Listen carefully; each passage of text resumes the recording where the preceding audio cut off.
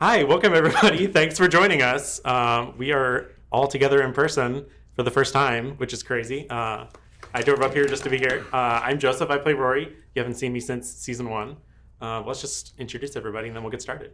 I've never seen you in person before today, even though I play games online with you twice a week.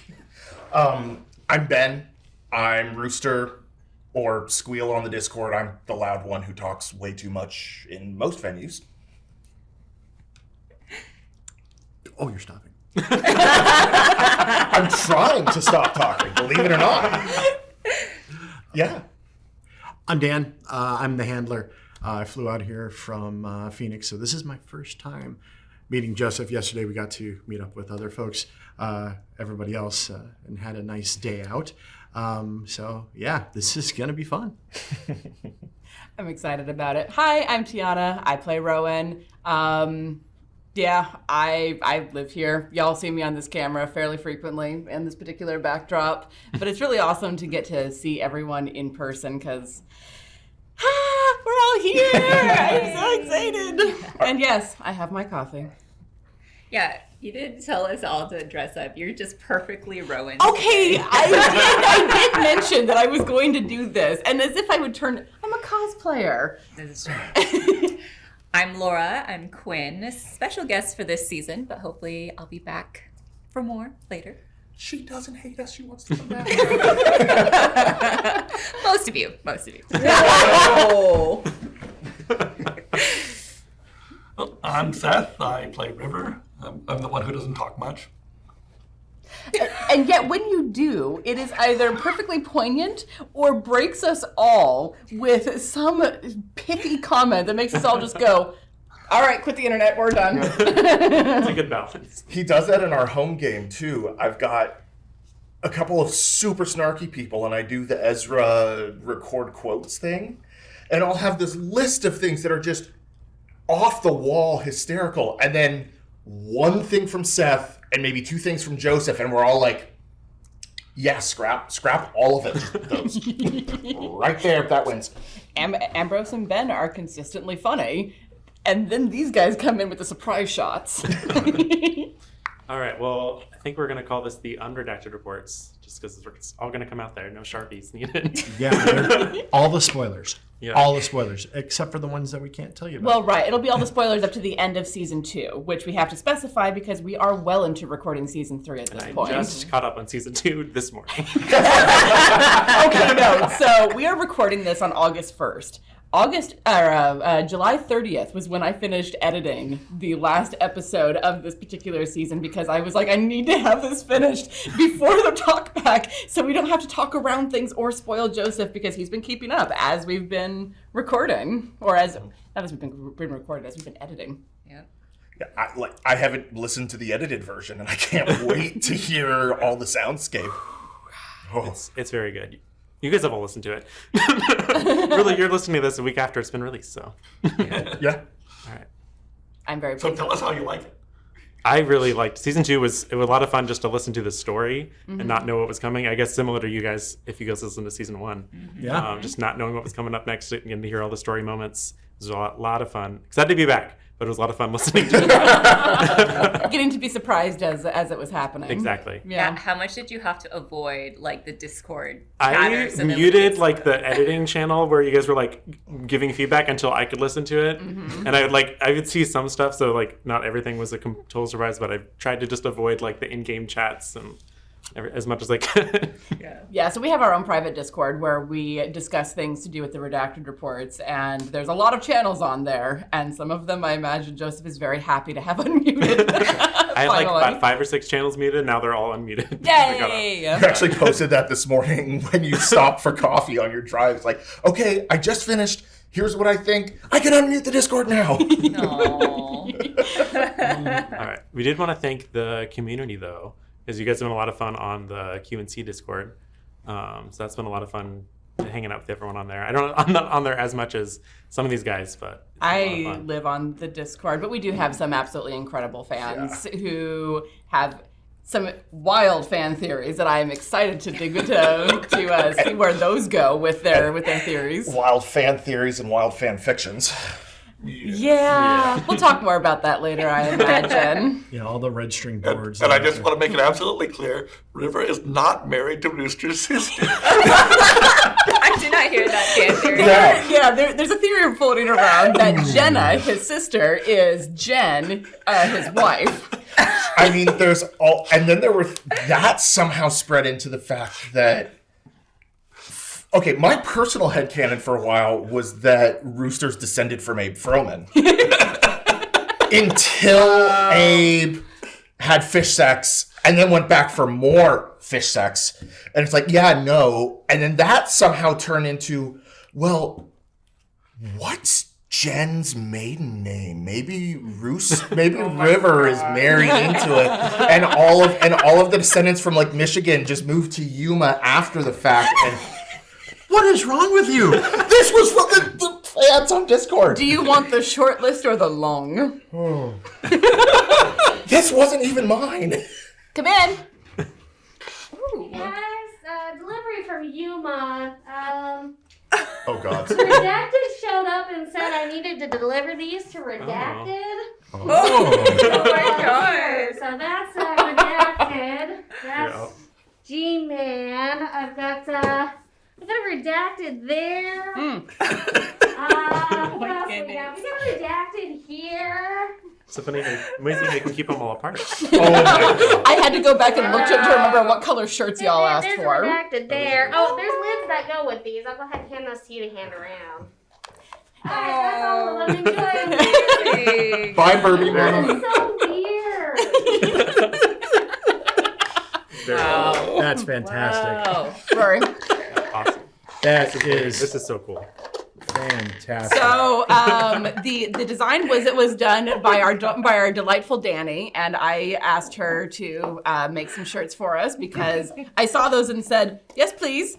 And then when Bomb Clancy came to visit, she came bearing coffee cups. Oh my god. Well, in that case, hold on. We need to fill these, so. Oh my god. I cannot do energy Wait, drinks. Rowan, is there one under your seat? Wait, there's an actual okay, wow. Yep. Pick your poison. Booster. From Arizona. That's They're amazing. like months ago. Are these actually from you? Yeah. Okay. Yep. Because they showed up when Ren went to hopefully Neo never showed up, the baby. Well, Mia showed up. But not Mia when did show up, just not eventually, on time. yeah. And she Yeah. came back with these, and I'm like, oh my God. And it took like another month and a half to realize that they were actually from you. Oh, wait, there's more. Also, I got extra things sent to me from Bomb Clancy, so just for you two, just for you three. I don't know if another envelope got lost in the mail somewhere or if it's just for you three. All right, I guess we'll. There's like a mermaid. There's a mermaid. There's a thing there. mermaid sticker. I don't want to break the mermaid. I don't No, either. I'm break very the mermaid. carefully. I No. like trying to. I don't even. Well, okay, in that case, while you're doing that, I'm Oh, yeah, just, it does. You can kind of. Yeah. Yeah. I'll pull this out. Ezra! I'm holding it hostage. You can have it back when you let me win. Wait, can I read my card? Yeah. I'm sorry for what I wrote about Quinn and her fanfic. Same with mine, except for Rowan. I'm sorry what I wrote about the G-Man in the fanfic. Oh my god, that's amazing. Are know- you though? I No. notice how Danny's not sorry for what Danny she... didn't send anything, and Oh, these are Bomb Clancy? These are Bomb Clancy. Oh, okay. So, Also, the fanfic that I read. in case you from- were wondering Okay. who the anonymous person was, she just gave the game away. So there you go. Okay. I've known for a while that the furry and the dominatrix ones were her. I feel like I knew for some reason. I wasn't sorry. I just said my only feedback was that Quinn would charge much more than $500. Dominatrixes charge a lot more than that. I read that and go, or blah, blah, blah, words, I can do that. I read that and just sort of, yeah, okay, I can see that. You know what the hardest part about this particular session is going to be? I am not letting myself edit anything. So it's all staying in. Yeah, like we said, unredacted. Unredacted. The editor is going to be like, oh, I want to take out that bit where I stuttered. I'm not allowed to. Well, do you make us Wait, sound... does that mean I can say redacted? Yes. Oh, well, in that case, Oh gosh. Jesus, why did you make us sound... Thank you so much for waiting until no one was saying anything, because I will break my one rule and take that fucking thing out. Or at least minimize it very, very much. We just earned our explicit tag. click. I don't think people realize just how much work you do on the editing. Oh God, don't start with it. Well, no, it really. We have a good time. We have a blast. I've got ideas that I throw out there, and you guys give me back such good story, and then the sounds that I have in my head, and I give great sound cues. Great sound cues. There's some good ones Sound coming up cues. too. Sound cues, at least. There are a lot of them. I'm gonna still stick with great sound cues because it's in my head and it sounds great, and you make it sound like it Great should. also means large. Yes. You could be talking about amounts. And awesome could be horrible too. So, and you make it sound perfect, like it sounds in my head, which makes me so happy. Thank you. Yeah. So like I obviously was on season 1, so I was a fan of the show first, and I think I was one of the first people to leave you guys a review, and what I said was that you created a whole world just with the soundscape, because like I've listened to actual play podcasts, but this just feels, it could easily be a scripted show because of how polished it sounds at the end of it. Yeah. Well, and that has been one of my stated goals from day one. When we started talking about doing this, turning this game, because it was a home game originally, we were talking about turning it into a podcast. There were two things that I was very specific about. First of all, I did not want them to be 3 hours long, because while that is a good game session time, I know that there are people who are turned off from actual plays by them being 3 to 3.5, 4 hours long. I haven't started Critical Role for exactly that reason, because there are a couple hundred episodes and they're all between 4 to 5 hours long. So it is a barrier to entry. But also, I am a huge fan of old radio plays. Like one of my, not an old one, but one of my favorites is the radio play of Neil Gaiman's Neverwhere. Yes. Absolutely brilliant, absolutely gorgeous. And one of the things that really stood out to me about that was that they trusted the audience. They didn't say, oh, I'm reaching for my keys now, jingle, jingle. They got their keys and you heard it and your brain filled in what the rest of it was. And we can't do that so much with the actual play because, yeah, we do say, I'm doing X, Y, and Z, or you, Rowan, are doing X, I think there Y, was a and Z. time I dropped my keys on the table and you added that effect in season 1. Although you do add cues that we don't mention too. Like the one that always reminds me is the doors closing on the cars. Mm-hmm. It's like, okay, yeah, so we get there and all of a sudden it's like, oh, hey, the door's closed. That worked. Yeah. Yeah, and there are a couple of times. I think it's in episode 17. So, well, I guess everyone has heard it. When I had to stop and think about that and be like, wait, where are we? We are completely free and clear. Everything you've edited to this point is available. We did not say that we left Ortega's. We didn't say that specifically. We just got the phone call from River about what happened to Katie and all of that, and then we started moving. We did not say that we shut the doors. We didn't say that we left, but I put in the sounds of doors closing, the car starting and leaving, and changing it over to the ambient sound to naturally guide the ear to where we were going. I couldn't even tell. I don't even know. Yeah, that's makes up for our mess up, essentially. Well, and it isn't a mess up because we don't have to say every single detail. But for me, I like to have a sense of place through the sound at all times. So, and that was important to me as someone who loves radio plays, as an actor, but also as a budding editor. I don't go back and listen to the first season because there are many things that I would change now. But I also started editing it. We started recording almost a year ago. Like, I think it's a year ago this month. Something like that. Yeah. That sounds about right. Yeah. Because the fires were so bad for part of it, and that was in September. Yeah. Wow. Because we would have to. Sorry. Go.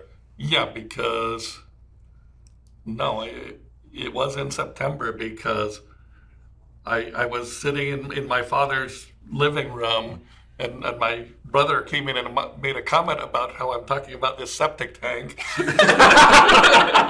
And hearing just one side of that conversation is really weird. Yeah, that is completely fair, and that's something that we have to do. So for the recording process, I don't like doing actual plays or shows with headphones on. It makes it really hard, especially if there's anyone else in the area, because then they only hear one thing. I'm a lot louder with headphones on, but when we're recording into Audacity, I have to have the headphones on, so that's fun. So that's a sound thing that we have to do to keep the sound clean for me, because otherwise I go and cry quietly in corners. That's because it's not like there's any ambient sound that our microphones pick up, like dogs. No, Or crows. Well, I think, The crows is something else. and I think there was a question about like what our setup is. So, and there have been times, mentioning dogs, you are amazing at cutting all that out, but there have been 2 times when there were episodes when my mom's dog was at my house and she was clinging to me because my mom wasn't around. And there have been twice where I forgot to re-say something because she jingled. She, collars, and I was saying something at the same time, completely missed it, because if you live with a dog, you don't hear that sound anymore. Well, also, if you have good headphones on, you might not necessarily hear it. Yeah, and there was once, I think it was episode 16, because I was listening to that with my wife just the other night, and she goes, "Wait, why is there a dog?" I pause. "I'm pretty sure that was Posey." There have been a couple of times where we've talked about it in outtakes, because Dan lives with a bunch of dogs, where we're just like, just write coyotes in or something. Yeah. Yeah. There are 5 dogs at the house. And a bunny, apparently. And a bunny. 5 dogs, a bunny, a cat named Sparta, which is bunny. tiny. You stay away from this bunny. Actually, the bunny is available for adoption if you're in the Phoenix area. We're trying to find a new good permanent home for it. But Joseph? we also He's not in the Phoenix Back area. away from the bunny. That does not count as adoption. we've got a ball python, and we also have a leopard gecko, and then also my roommates as well, which some of those are up for adoption too. The most recent recording night we did was, all of a sudden something was happening, and all of a sudden I go, Dan, there's a bunny behind you. And then the bunny just kept showing up and then was like chasing the cat, and it was adorable and distracting. That Well, especially because we were afraid of the bunny chewing on cords. Yes. Yeah. But that's like brings up a good point, because we all record in our homes. Like none of us are in studios, and so we're all dealing with the actual outside world and try to keep that out. Yeah, because 2 of you are parents. I occasionally have housemates in the house, and I can't tell them to shut up because they own the house. Yeah. Same. Very hard. But that's okay. They're usually fantastic. Mine are usually fantastic. That's fair. If it's hot, there's air conditioners going. There's always something. Yeah, if it's hot, I would like to have the window open. But crows. They want to join the podcast. They hear the chanting and want to join in. It's too cold where we're at in the story. Oh, True. Speaking of chanting, I have to share this because yesterday, this group, because Joseph was working and couldn't make it up to the bay, we all took the ferry from Alameda to San Francisco to go to the ferry building for the farmer's market and food. And as we're all standing in line for the ferry, my son's with us. He's 4.5, and out of nowhere goes, "I take an I take an I," and just starts chanting it for like the next hour, just repeatedly, periodically, as we're on a boat. And where did he get that from, I ask? I go over for dinner on Wednesdays, and I am TT, which is a gender-neutral form of aunt or uncle that I particularly like, and it is a TT's job to corrupt.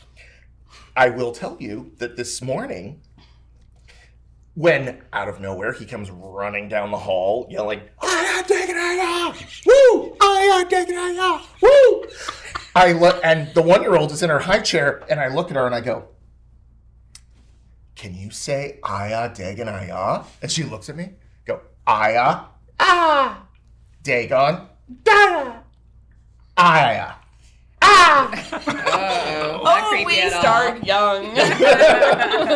And I tried, and I was like, "Okay, now putting it all together." She's 1, and then the 4.5-year-old runs over, takes her hand, and goes, "I did," and just starts going. I'm like, at which point my wife walks downstairs, looks at me, Not my fault.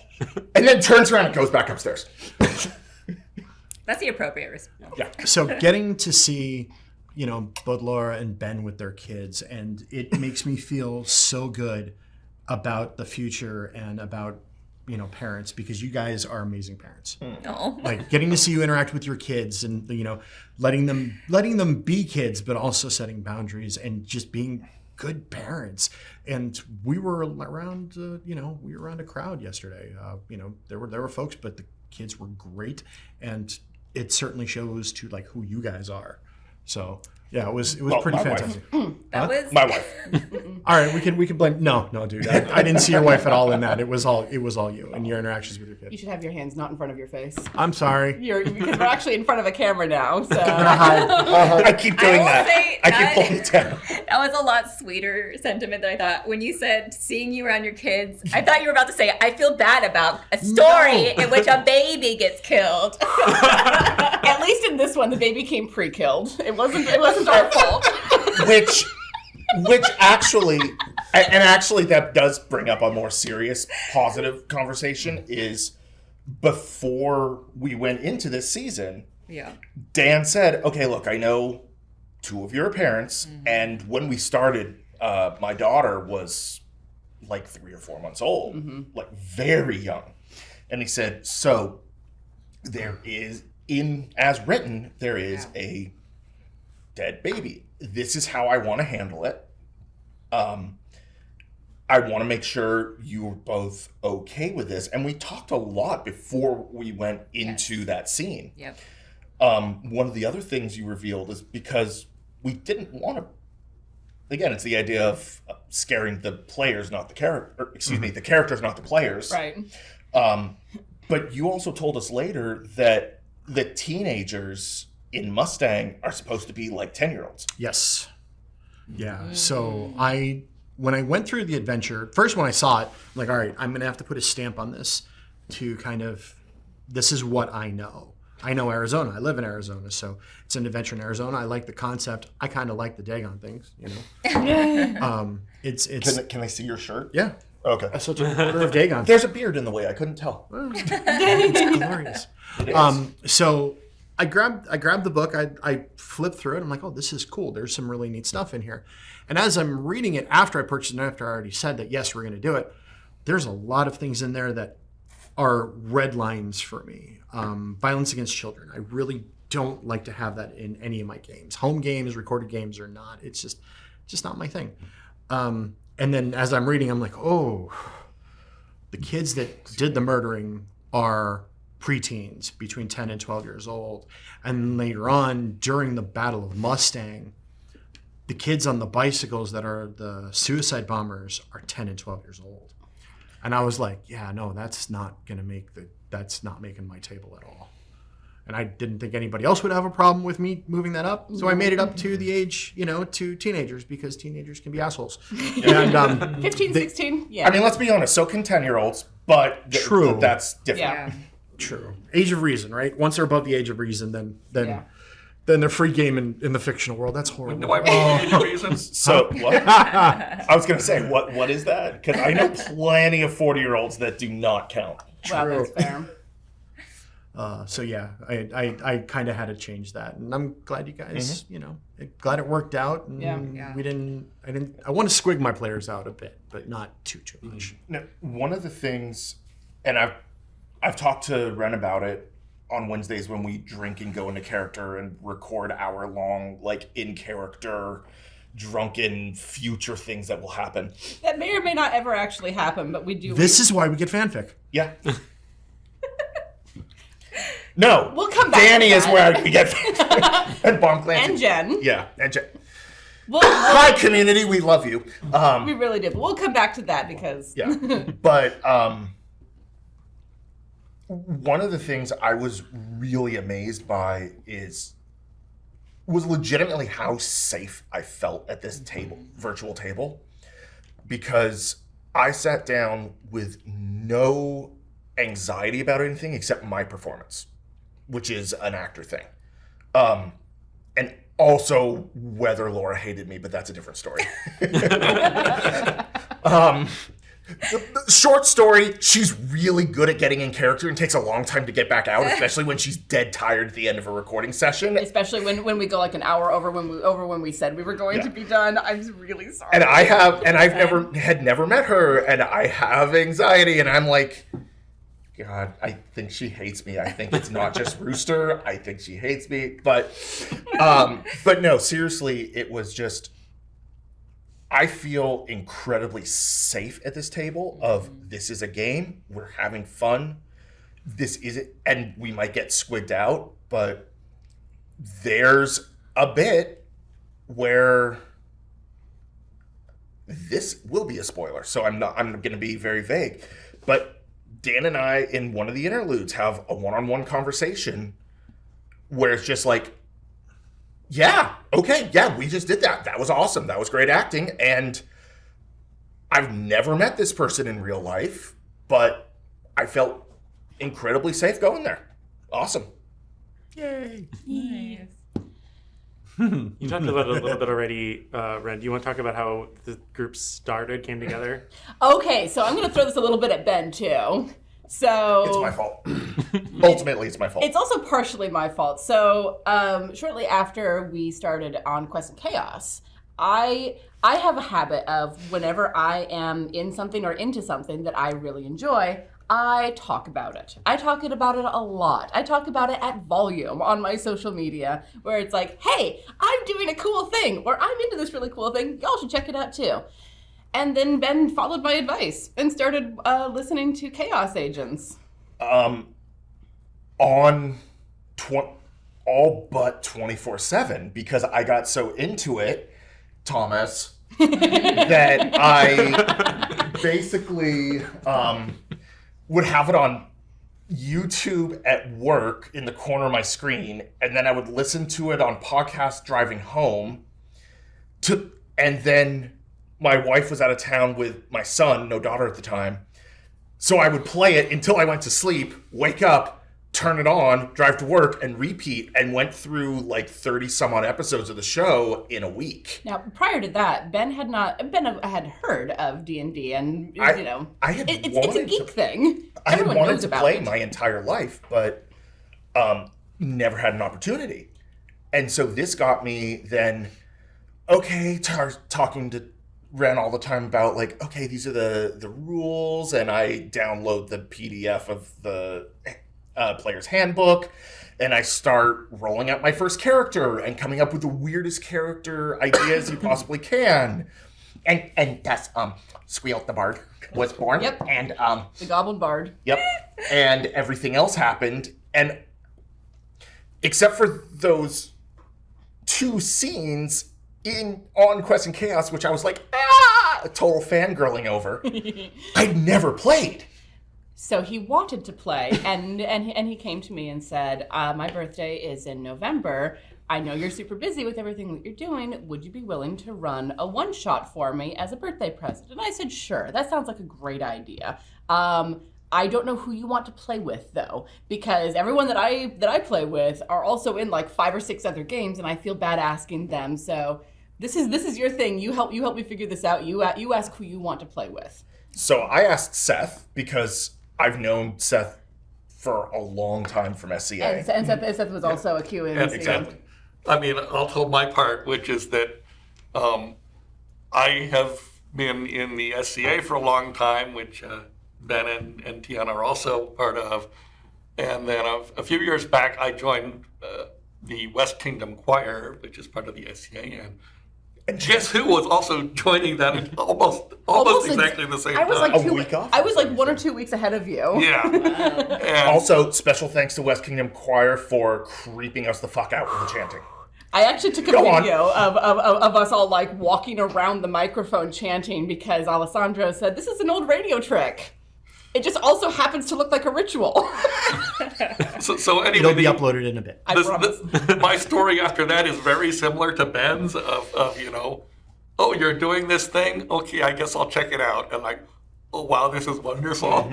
I want to do this. Please let me do this. Yeah. And it was to the point that of him wanting to do it that when we did the Kickstarter for our merch, he did the level where he could come and play a one-shot with us, which was the second Natural one-shot, Theodore Rising, which we still talk about to this day.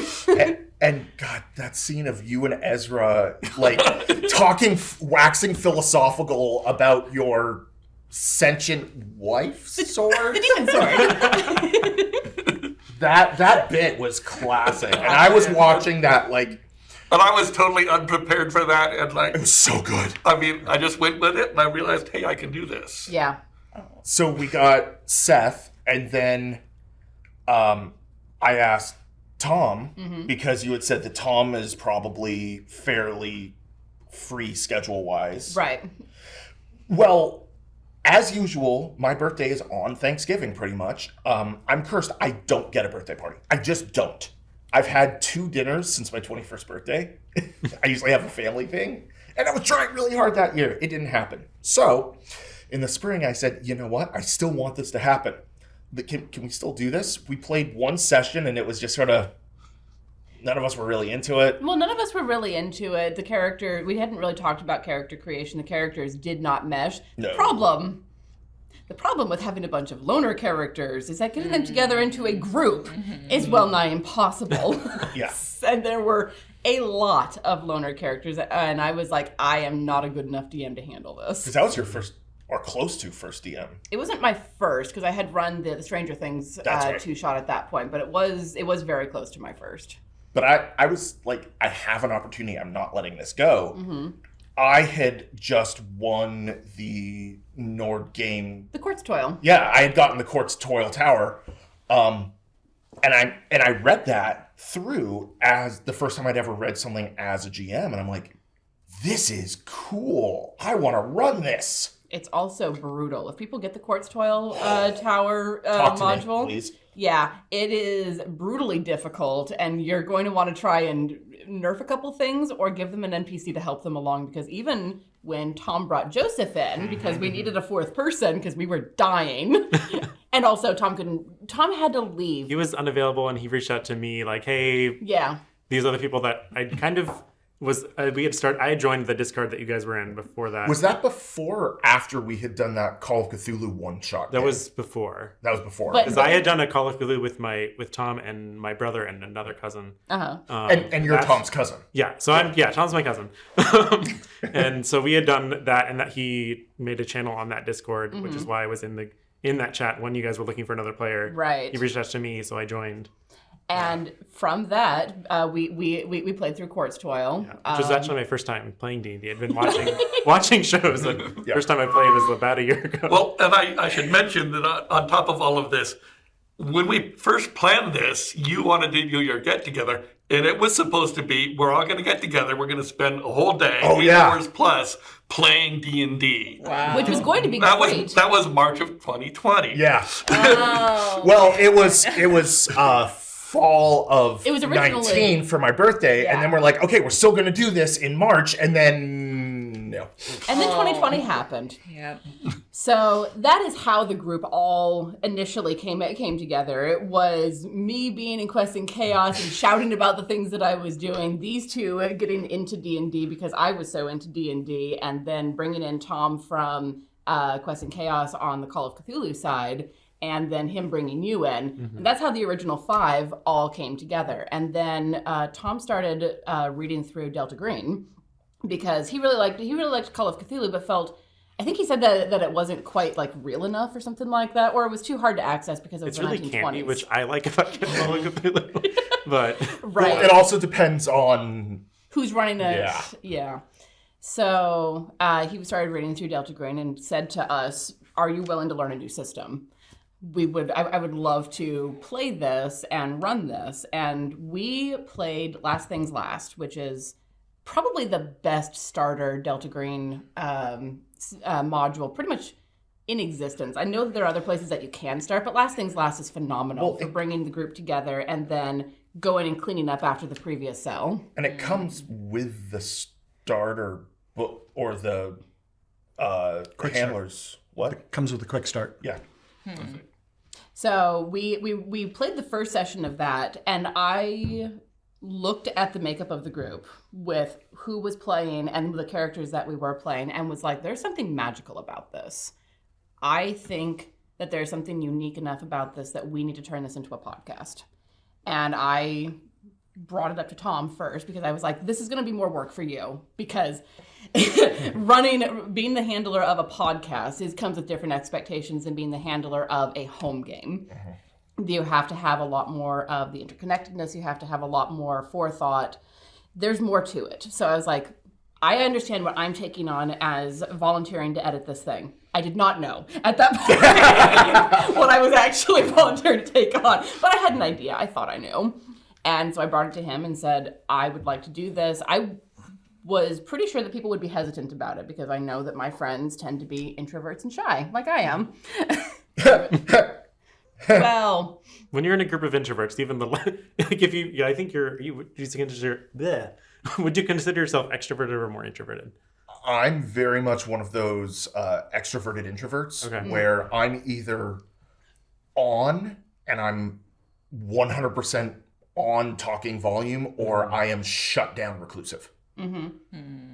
So, but I'm also a theater person. I'm a performer. I'm a storyteller, whether in writing or, which brings us to something else we'll talk about later. Talk about that. But at the same time, what I was talking about a little bit earlier, my anxiety of, oh, I feel like I said something wrong or I hurt someone and I'm just shutting down. And that's what I do. Yeah. But this opportunity, I was like, oh, that is scary as fuck. Let's do it. And yeah, so I brought it to the rest of the group and said, if anyone is hesitant about it, we won't do it because the comfort of my friends is paramount. And everyone was enthusiastic about the idea, so we agreed to give it a shot and be like, we're not going to tell anyone about this. Not yet. We're going to do a couple sessions of what became season 1 and see how it works out. See if it's something that we actually want to do. I will say that Last Things Last really set the precedent for us. That's supposed to be done in 3 hours. Oh, we did, I think, 2 sessions. Full sessions. I think I joined like an hour late because I had to work. Yeah. But it actually worked out really well because we didn't really delay for you. We just did picking up all the other characters and just picked up me last. So for those who haven't read Rowan's report on it, because I do have the written report up on the Patreon, Last Things Last was when our cell came together. Rowan got the message from Delta Green and said, "You've been activated. Welcome to our cell, Agent Rowan." And she had to go. She was given information on her 3 agents, Rory, River, and Rooster. Although they didn't have code names at the time. Part of her picking them up was being like, you need to have a code name that starts with the letter R. She went and picked up Rooster first. And then she picked up Rooster first. He tried to pick her up. So things have not changed. She's, That was written into like the character that he was going to do that. And we'll get into that in a bit. Yeah. But I mean, she's early 30s, blonde, blue-eyed, in a suit. She wasn't even 30 yet. Shh. You're right. She was 29, but yeah. Sorry, that's redacted. Apparently not. Unredacted reports. There's no redactions. None here. Well, how long ago was that though? Dun dun dun. It was the 1950s. Whoa. So Rowan's actually 80. That's the. She ages well. She spent too much time around the I don't do math. I know. Fanfic Unnatural cosmetics. do Do wonders. I would be a fun Delta Green character, like a. Oh, like a bear. Like someone. Next session is just a pyramid scheme, everyone.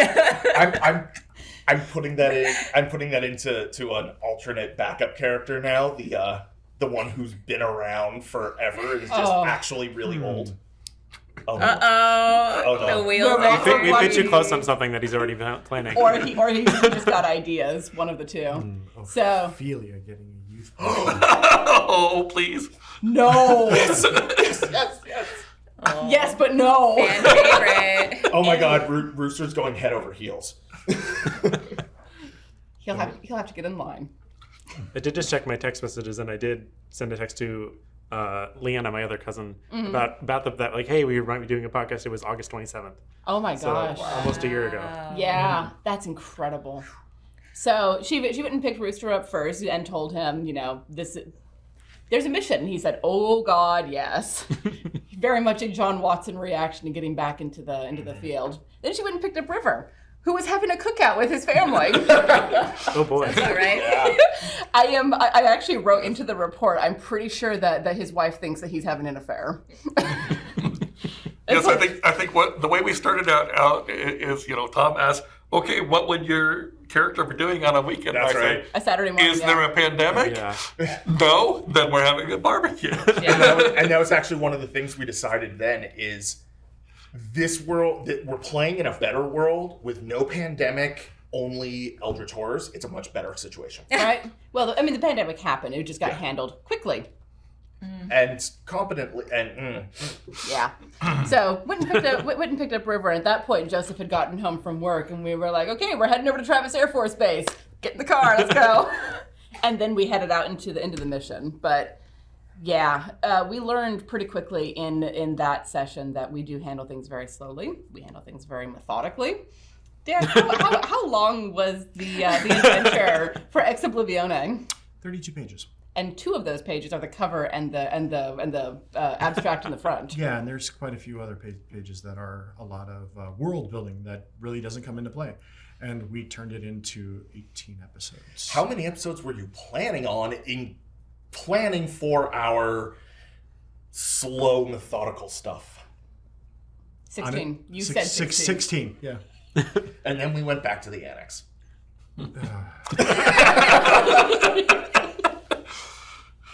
So Sorry, yeah, not sorry? That's okay.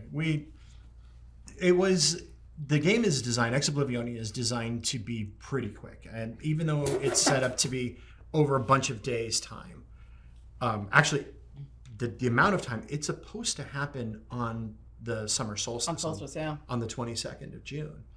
But the agents get into town December 9th or 10th. December? Not December, June. June 6th. Well, June 6th, depending.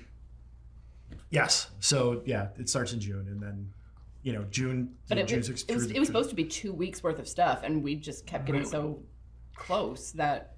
Yeah, that I had to move What the would we do timetable up. ourselves? You guys just took forever in character development and role playing, which I absolutely loved. I didn't care that you guys took forever. That's the fun part for me. It is the fun part. It was the great part, and also allowed me to throw in more stuff into the story itself, because there is a lot that was not included in the original story, because I wanted to make it personalized.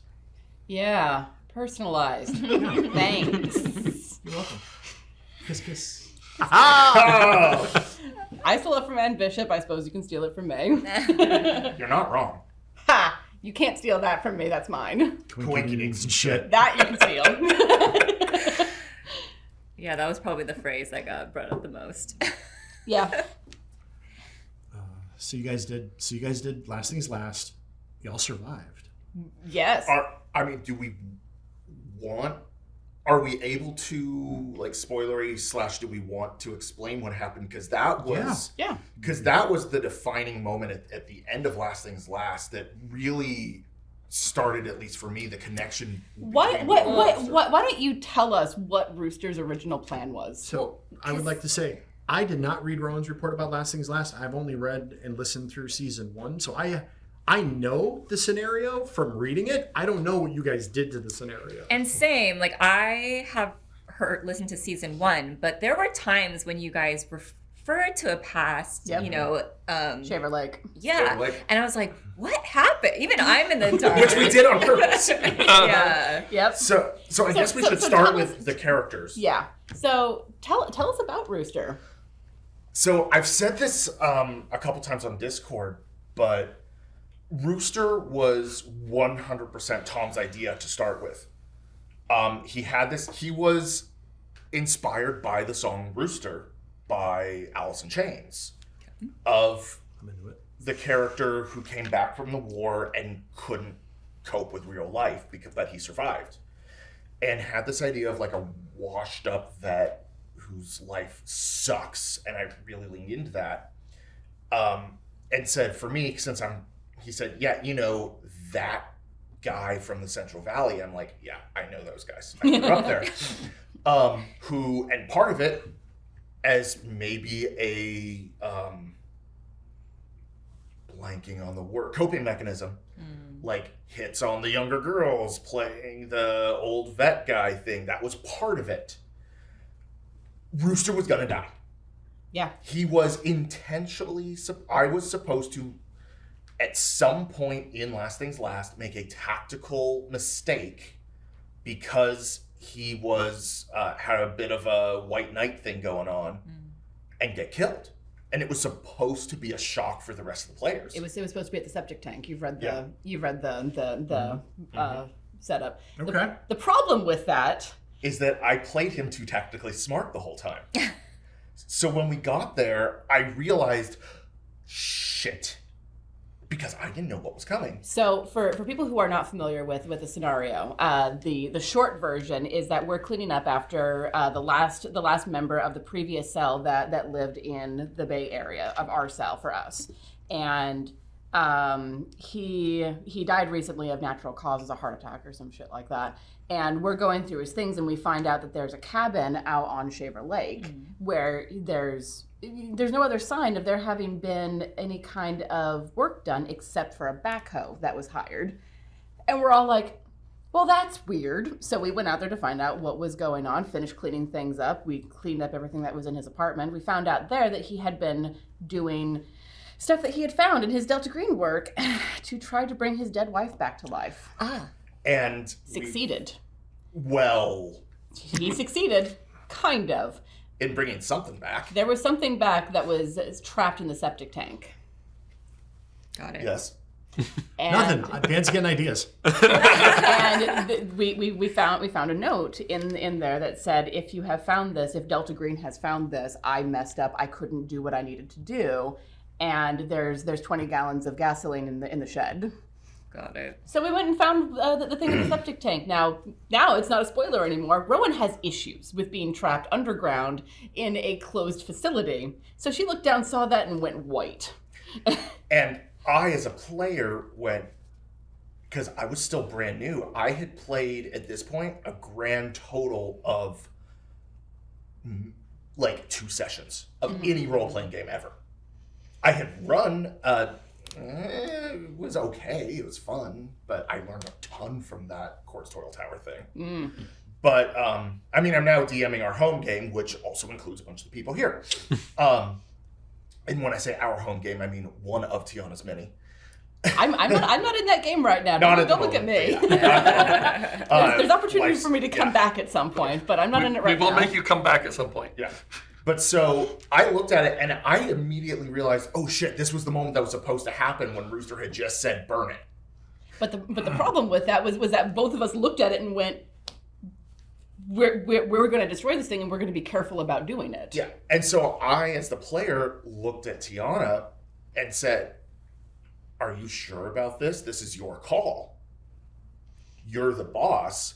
Meanwhile, River and Rory were like, we'll be at the car. That thing's alive. It was a very interesting moment. Yes, because there was a voice coming out of the septic tank asking for help. Yeah, it was Yeah. an interesting They line had in been the in sand there for moment. 3 That months. had been in a septic tank. Yeah, it was definitely a for line in the months. sand moment that was very interesting to look to see how our characters reacted. And in my mind, I'm going, no, River knows that this, whatever it is not really human again anymore. So he's not going to shoot Rooster to try to stop it. This is a reoccurring theme. But that's exactly it. And for Rowan, it was very difficult because she was looking down at this person and saw her own face on it. Because it was like, this is someone who has been trapped down here. She is emaciated to the light hurts. Everything about it hurts. Can't imagine why she would see anything about her in there. But she looked at it and went, there's no food in here. There's no sign of waste. So this person has been down here trapped for 3 months and there's nothing that would have kept it alive. And her intelligence won over her gut reaction and said, we need to kill this. This is not human. Whatever this is, it needs to go away. And so I, as Rooster, in that moment, because he was supposed to die, gave control of the moment to Rowan, which worked character-wise. And then he said, you don't need to be here for this. I can do this. And she said, yes, I do. The other two left because they didn't want to be there. And that moment defined, for me at least, Rooster's relationship with both River and Rowan a lot. That's why because he realized River's smart, but he's got a really big conscience that's gonna get in the way of when ugly things need to be done. Yes. Which is why I personally lean more towards being River. But he also learned that he had thought of Rowan as like, the lieutenant right out of school, that he was a gunnery sergeant. It didn't help that she was 29 and looked younger. Yeah. And so he's like, okay, what kind of chops does she really have? And he learned, I can depend on her to make the right call, and be there for when it's not pretty. And so that defined a lot of those two relationships.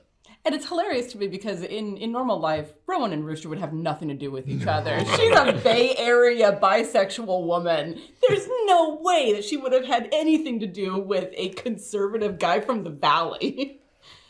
Yeah. And yet, their relationship is phenomenal to me. And there's a lot of stuff that he should be that I refuse to play. Well. Yeah, because of that. It's like I refuse to play the built-in misogyny, racism, other things that he should have for that character, but I'm just like, no. Yeah. That's a line in the sand for me. Yeah. So, and that's how we all came together, and that's what happened with Last Things Last. So.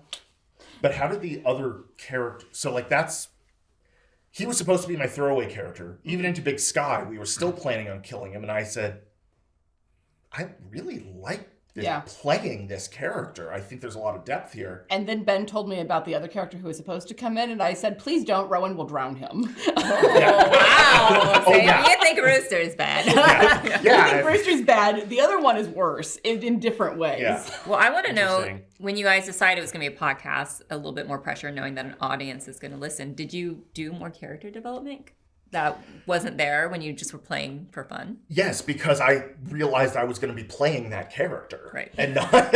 So for me at least, I always dive really deep into my characters. So I never do that. No idea what that's like. Yeah.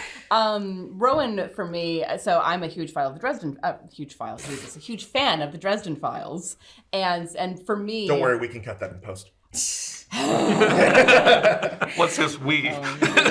First of all, what's this we? Second of all, I'm not touching it. I'm not touching it. That's what Rooster said about shrimp. Do you want me to finish the story or not? This happens all the time on stream, and we have to go, all right. Yeah. It did happen a lot, but believe it or not, it happened a lot less than you think. There are tangents. We went off tangents gloriously. But after we kind of got our groove, and once we all started getting into the setting, we really stayed on track quite a bit more than your regular home game. Yeah. Where home games we're just like, ooh, hey, pretzels. And when we didn't, it was because we needed to pause for other reasons. Like there were dogs barking or people coming and going where we had to pause anyway. So we would tangent, and that's where you get a lot of the fun outtakes. Or the safety check-in. Yeah. That was not a tangent. That was a semi-planned break. Yeah. Which we kind of did again recently. At least it was after the session did kind of a check that took a while, kind of emotional check-in. Yeah. But we're not going to talk about that because that is in season 3. Stay tuned. You'll know more about that later. Yeah, back to your question. So you were pretty developed first one. So I'm a huge fan of the Dresden Files, and for me, Lieutenant Karen Murphy is like the ideal of what a cop should be, especially a cop who is dealing with weird stuff because she's part of the special investigations team, and her dad was a black cat who investigated all of these weird things that go bump in the night. So for me, Murphy was the perfect base. And if you know the Dresden Files, blonde hair, blue eye, martial artist, aunt, but doesn't have any kids of her own. I may have stolen a lot from Murphy. Made her a bit taller. That's about all I did. But then I combined Murphy and me because I can only play aspects of myself. Yeah. And then I put her into a situation where she'd had trauma and said, "Go forth. Let's see what you do." What about you, Seth? Oh, I still haven't done much character. Playing the mysterious one. Okay, now that somebody has asked what River's wife's maiden name, I can tell you that she would not have changed her name when she married. So it's still Marsh. I have no idea what it is. That was from the Discord chat. That is Marsh. You'll just choose a Patreon's name. But Oh, there you go. but I do totally see Jen being someone who would keep her maiden name. Yeah. See? So where did you come up with the idea for River? When I do something like this, you dive deep into the character and backstory. No, I don't. I don't dive. I just sort of swim down purposefully. That's diving. That's what you call diving. I've been watching the Olympics. I don't know where I was going with that. That analogy got away from me. You failed diving in high school. But I dive into the rules. So we were given the need to know document, I think it's called, that gives the basic characters. I said, now I'm going to go buy the investigator's handbook and read through it all. And, basically, at some point, EPA caught my eye. That's a neat choice. Like, there's a lot of cool because, stuff. that book has a huge array of government agencies. Some of them like, how will you actually do this? I didn't want to do kind of the default FBI agent because I wouldn't know how to make it special. It's just... The EPA thing is it's grand. It's a great idea. And, having somebody with a scientific focus really appeals to me because I'm that type of person. But also, I can do this and still have a badge and be able to carry a gun. Mm-hmm. Well, and Extreme Ophelia was basically perfectly set up for the way our group was created. It was an FBI agent heading it up, an EPA person who was looking at all of the scientific heavy metal poisoning, a doctor, and then the person who makes sure we don't die. Tom even told me as much. Like, you just handed it to me when I told him my parent was gonna be a doctor and he's an EPA agent. Yeah, it was a perfect setup. Like that scenario was basically written for our setup as a team. And then from there, so part of the character development in Delta Green, you have a certain number of bonds that you need to pick. And remember, I'm making this character. We are not thinking about doing a podcast yet. Right. And that's part of it. Yeah. And, from the way the game is typically used, these bonds are just, it's a sink for sanity. Yeah. And so I just said, okay, I guess he's married and he has a kid and a couple other things. Couple friends, His other bonds are his best friend and his colleagues. And I didn't put any more thought into that than that. And then all of a sudden, we start Big Sky, and I'm role-playing this conversation with his wife. Oh my God, those were painful. Yeah. What about you, Joseph? I haven't done as much character development as I'd like. I'm just because I'm so busy all the time. And you also weren't part of season 2, so you've been detached for so long. Yeah, so I am excited to jump like kind of head first into like prior to us starting to record season 3, the last time you did anything was in November, right? Yeah, like the November was when he finished recording season 1, and then we just jumped back into season 3 a few weeks ago, maybe a month ago. Weeks ago. So it was a yes, big. I did take a month to get the first few episodes edited and out. Yeah, I think we released the first one. We released the first episode after we'd already recorded the whole first season. But I like the idea of playing a doctor. I'm a pharmacist in real life, so I was able to draw on similar knowledge base, and then to make it a little more unique. I'm like, oh, what if he's in the military? And then ended up going with Air Force because there was an Air Force base in the Bay Area. It's a lot easier, doesn't it? Yeah, so I'm excited to dive more into it. I only have a couple bonds because one, he's a doctor, so he doesn't have a lot of bonds, and then two, because of the background I chose. I think when you're making a Delta Green agent, you pick like how you got involved and roped in. Yes. And I think I was looking at it recently and noticed all 4 of us picked different. There's like 4 options. Wasn't that interesting? We each picked a different one. Yeah. There was 4 different ones and we each picked a different one. Yeah. Well, again, I didn't really pick mine because I didn't put a lot of thought into making the Rooster character sheet because he was going to die. Yeah. I was putting all of mine into who would be Router. Yeah, I know. That's all I know about him. Yeah, but so, like, yeah. No, me too. But Do so, it one shot with your no, backup character. no, I want to strangle that character. That was going to be the whole point, was to be the asshole. And then I figured out that I have more fun being the equal opportunity asshole that Rooster is.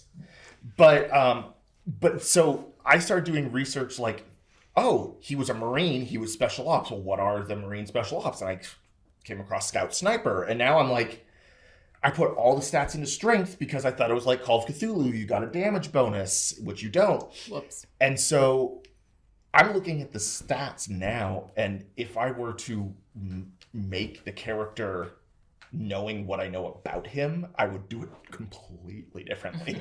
That was a question that came in from the community about what you would change if you could on your sheet. Everything. I mean, it was specifically directed at River, but I think it's a reasonable question for all of us. I think my biggest thing. Well, it was hard for me Joseph. to justify character background wise, but there were a few times where I wish I would have had stealth because without it, like my character couldn't do this or that. It came up a bit during Shrimp Farm. Yeah. Where it's like, oh god, I wish I could have done that. Yeah. Stealth was one of the ones that I feel like Rooster should have more, but doesn't. You have more than the base. Most people don't. I have, I think, a little bit in mine. I don't remember. I don't have it cheap for me. I've got 50, but I feel like as a sniper, he should be much higher. Yeah, the two of us have the base in it. I think this is the hard thing about playing a game that is so real world. It's harder to justify some of these skills when you've created a psychologist, you know. Right. Because when I was creating it, I was like, what in my backstory could justify her having stealth? And I couldn't. Playing paintball. But the being a triathlete helped. I mean, at points, I mean, it added another layer. This is when I create characters, I just create the character. I don't think about what is most advantageous for the game. So, Dan, you were like, you're going to be in Arizona. I don't think you need swimming. I was like, she's a triathlete, so she has swimming. Sorry. Like, it doesn't matter if it's going to help with the game or not. It's just the characters become the characters. And so there are some of her stats are completely useless, but it was just her. Useless in that sense, and at least that scenario. Other ones, possible future scenarios. But I was also creating a character that I knew was just a guest star, and even regardless of that, I didn't try to maximize stats based on.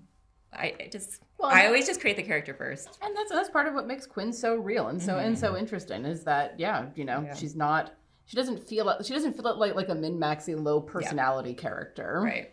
I think that was one of my favorite scenes with Quinn in season 2 was when you guys went on a run and then got the dust storm. That was so much fun. Where it was like, where are we going? There's a freaking Starbucks. Yeah. I It don't was fun for me too because I did not know this was a real thing. I thought this was something that Dan was making up. Nope. Nope. Nope. I actually was in Arizona when that episode came out, and I heard all about it from Andrea because I was sitting at her kitchen table when she was listening. She's like, "Okay, let me tell you about this." So I heard all about it. I don't know. My personal favorite scene between the two of your characters is the very final bit, because that's when I started shipping the two of you personally. I did not realize how shippy that scene was until I went back and listened to it again and was like, "Oh my god!" It's been so long since we recorded, and I haven't listened to it. edited. This was before the fanfic thing happened. For the record, this was before the fanfic. This was long before the fanfic thing, so I take credit for this one. But basically, the scene was Quinn came over and after getting called back in by the director because they're like, "We're gonna debrief you. We're gonna do all of this," which I haven't listened to that interlude yet. Nobody's listened to the internet. Only you and I know about this. This is the fun thing. Wait for you guys to listen to that the secrets part. between cast is really fun. It's very interesting. Well, because I haven't had time to edit the interludes yet. Well, even like the first scene with Rory in the first episode with the rabbits, like none of you guys knew anything about that. And it didn't pay off until the interludes. Yeah. I listened and I was like, what? So normally, you mentioned like secrets between. Yeah, but sorry, characters. finish real fast. What happened? Oh yeah, so Quinn comes over and sits down next to Rowan and is basically like, "Hey, they're calling me in for this." We're both just sitting there against the wall inside the safe house, just breathing hard, like exhausted. It's been a long day, and it's only noon. And basically, Quinn is like, in case our paths don't cross again, it's been an honor working with you. And Rowan's like, can I call you for like shrink stuff, because you're a shrink who's been out in this. I might need someone to talk to. And you're like, yeah, you don't have to pay. It's fine. It's $500 an hour. But more for that. Well, and then I said, I hope our paths cross again. And you laughed and said, I hope not professionally. And I was over here like, oh, well, next time I'm in DC, I'll look you up. We can have a drink. And you said, that would be perfect. I went back and listened to that and went, oh! And that's when Tiana put in that bomb chicken So the nice set of fanfic is I almost like put That it. would be good. I will say, I have thought about writing that one myself. But I actually refuse to write any of the other characters because I just can't get in their heads. Well, and also, well enough. it's a bit of a weird line, right? Because if we write something, it's canonical. Yeah. Or at least semi-canonical. Well, I don't know. If you wrote something about two other Other characters, pseudonyms. But I've thought about it. It could like color how you play in the future. Exactly. If you start imagining like other worlds. That's and really one of the possibilities. reasons why I only glanced at the fanfic stuff. I will not go into it because I do not want to be influenced and somehow put that in there. And while some of the stuff or all the stuff is great, I can't do it right now, folks. I'm sorry. Yeah. yeah, I haven't read any of the fanfic, partly for the same reason, but also because I am shy and easily embarrassed. I've read all of it.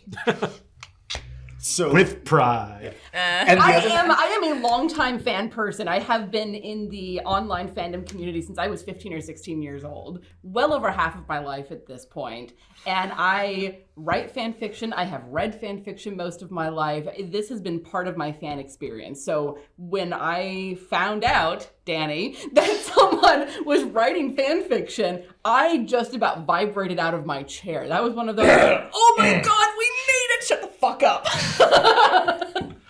You were saying about secrets. Oh, yeah. Sorry. So at my tables, I like to play with an open table, open secrets.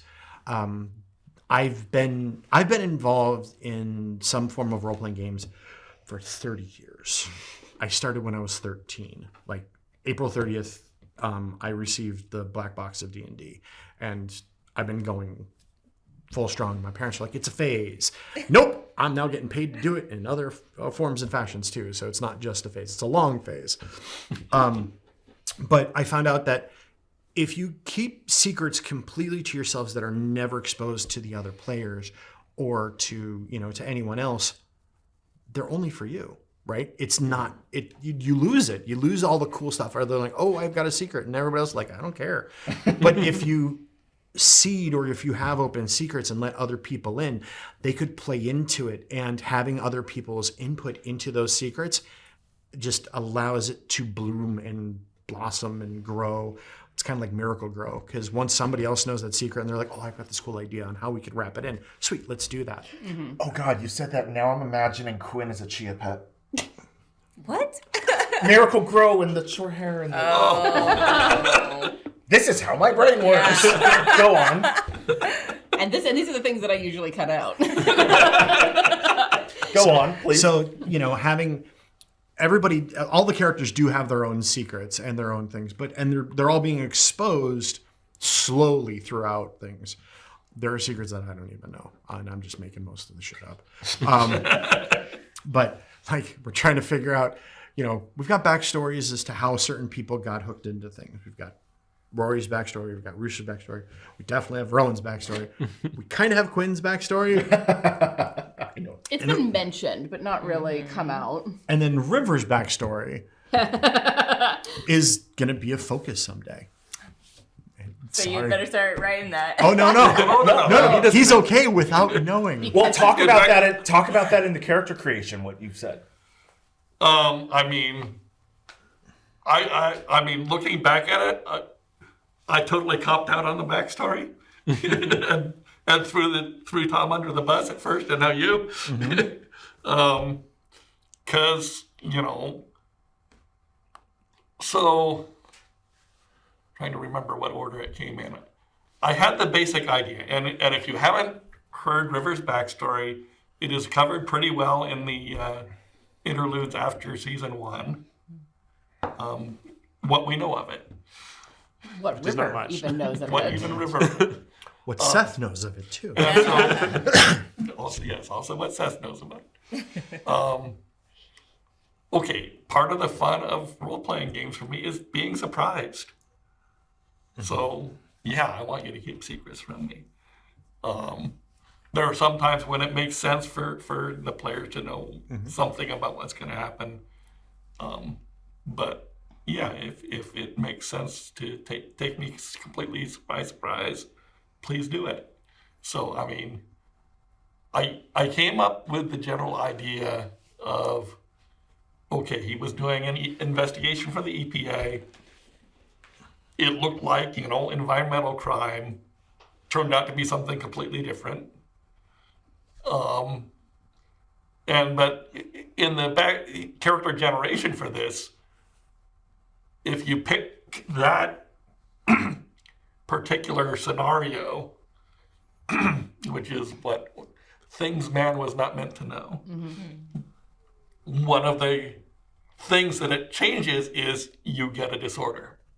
And I looked at them, I said, it would be really cool if he just didn't remember it. Amnesia's great. Amnesia is candy for a GM. So the fact that you're like, I don't really know, I'm going to throw you under the bus. But for me, it's like, a whole new world. I'm so sorry. The other side of this is, I had ideas of, what the unnatural creatures were doing in some sense. With basically, there's a mine, miners are getting sick, something is feeding on them. But I don't know the mythos basically at all, so I had no idea what could have done this. It was a parrot shark. Maybe. So that was part of my motivation of throwing it back to the handler, saying, okay, you figure out what these things were. And I've got some fun ideas. None of them are fully fleshed out yet because we've got a while to go for that. Yeah. But yeah, sorry. Sorry, why? Any fun questions you want to toss at us, Joseph? I'll look. I guess if you guys want to pull them up too, we can. If anyone. So, we asked the community. We asked you guys to give us some questions, and we bugged you, every week Frequently. for it. And we bugged you so hard that you guys sent us about 70 questions. Yep. Just a few. Yeah. And there's some of them have like, here's my first question and second and third all in one response. Yeah, I think the first thing. We've answered a few of them already. Yeah. Yes. But one thing I think that'll cover a lot of it is, Tom had to leave his personal life. Dan is the handler. We're not getting someone new for season 3. Right. It's not going to be a rotating Dan's the handler. Yes. Yeah. I have plans and fancy pants to match. Indeed. Yeah. So life happened. Tom is off on another, as Dan said, Tom is off on another assignment, and we wish him well in whatever else he's working on. Yep. And I've got, And there's plans. there's plans. As for the idea of possible like guest GMs coming in, I don't know if I would want to do that as being a canon type thing with RSL, because believe it or not, as chaotic and as crazy as some of it sounds, I have it pretty wound tightly. So if somebody comes in and screws stuff up, then I'll be like, no. And then I'd have to rework it all. And I'm a little bit of a control freak when it comes to that. But for, outside stories that still happen within the world, I think that would be a very cool idea, is to, let somebody else take over the GM seat, or maybe I get to play for, a short shot, because with these guys, there's never going to be a one shot. Even It's Quest and Even Chaos. short is a relative term. even my audition game, which I've run at cons in a 4-hour time period. 2 sessions later. Wait. 2 sessions. Okay, yeah, let's talk about that. How you did get involved. Oh, yes. Andrea. No, really, it's true. Yeah. So we found out that Tom had an attack of life and needed to not be a part of the podcast anymore. And so I started looking around for another here she handler. She's waving at me. Hi. Eyes. Terrified, aren't they? So I was talking about it in a group chat that I had with Andrea and a couple of other people. And Andrea was like, well, what about Dan? Dan has run Call of Cthulhu a bunch of times. He knows the mythos. He may not know Delta Green, but he's a really good storyteller. And she told me a story about a con game where everyone was sitting out in an open play area. Because at con games, you are a table in the midst of like 30 others going on. Yeah. So it is pretty noisy. It's well lit. And they were all sitting around the table just shaking in terror at what Dan had done with this particular story. And I was like, that's what I'm looking for. So I messaged Dan. He was my first choice to reach out to as a new handler. And he was like, oh my God, I've been wanting to do something like this for a long time anyway. I love audio dramas and podcasts. And we dragged him in for an audition game because we wanted to make sure that the 4 core players vibed well with him. Joseph also had an attack of life and needed to not be a part of the second season. Yeah. But it was still good to play. But we wanted to make sure Yeah. that we got Joseph's So we did input. play. We played Dan's con game. Mm-hmm. I think we recorded it, so maybe. We did record it. I intend at some point to release it as patron content. I just haven't had time to deal with it. It will be with very minimal editing because Tiana cannot be bothered. And also, to answer another question, yes, Rory is coming back. Will be back as regular player. That was Quinn was unlucky that we lost Joseph, but lucky that we got to bring in Laura for lucky accident. That was actually one of the first questions. Exactly. Was, are we ever going to get a season with both of us? Maybe. So that was actually Maybe. my I would be very question. interested to see their character dynamic. Yeah. That was actually my Totally. question as a As a test, I think. as a test for the thing. But I would love to have. Rooster would hate it. We just have to figure out the scheduling now. Yeah. Absolutely have to figure out the scheduling now. Don't make me edit something with 5 players. I just got it down with 4. It's just another line, right? It shouldn't be that hard. Yes, it is. So I ran an audition game, game that I've run at cons, and it was a Call of Cthulhu scenario, and it is really tropey. It's the dead uncle that left you a house. The house is haunted, has some weird stuff going on in the house, and there's tons of breadcrumbs and investigation. And from what I heard of, season 1, because I had been listening, you guys like the investigation thing. I'm like, all right, cool, this will fit.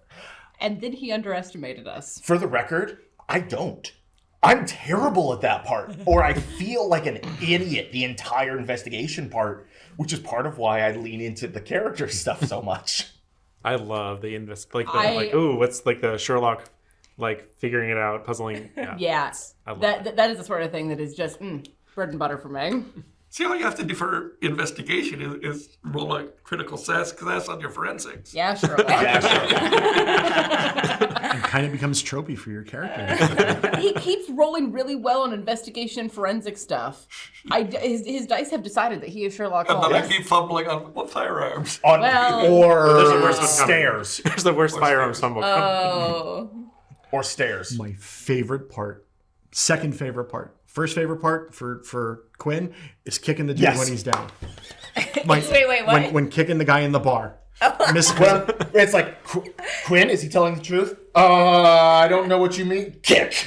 Love that. One of my next favorite like things that made me chuckle and like just laugh and feel good in episode 18 when the bomb goes off and everybody's running and River falls and your voice, you're like, oh, oof.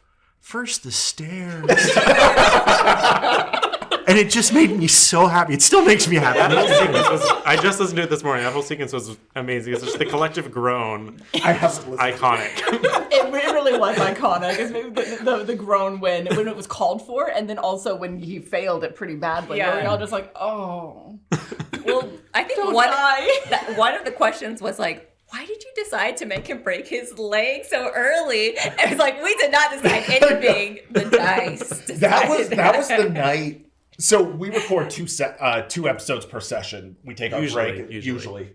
But that session, I think you rolled like 5 crit fails. So what Several started 88s. It started out before we started recording. Oh, Yes. I remember that. Ren was practice rolling and rolled really well. Mm-hmm. So I said, okay, I'll take a try. 88, got a fumble out of the way. Nope. Then we started recording. My first roll, 88.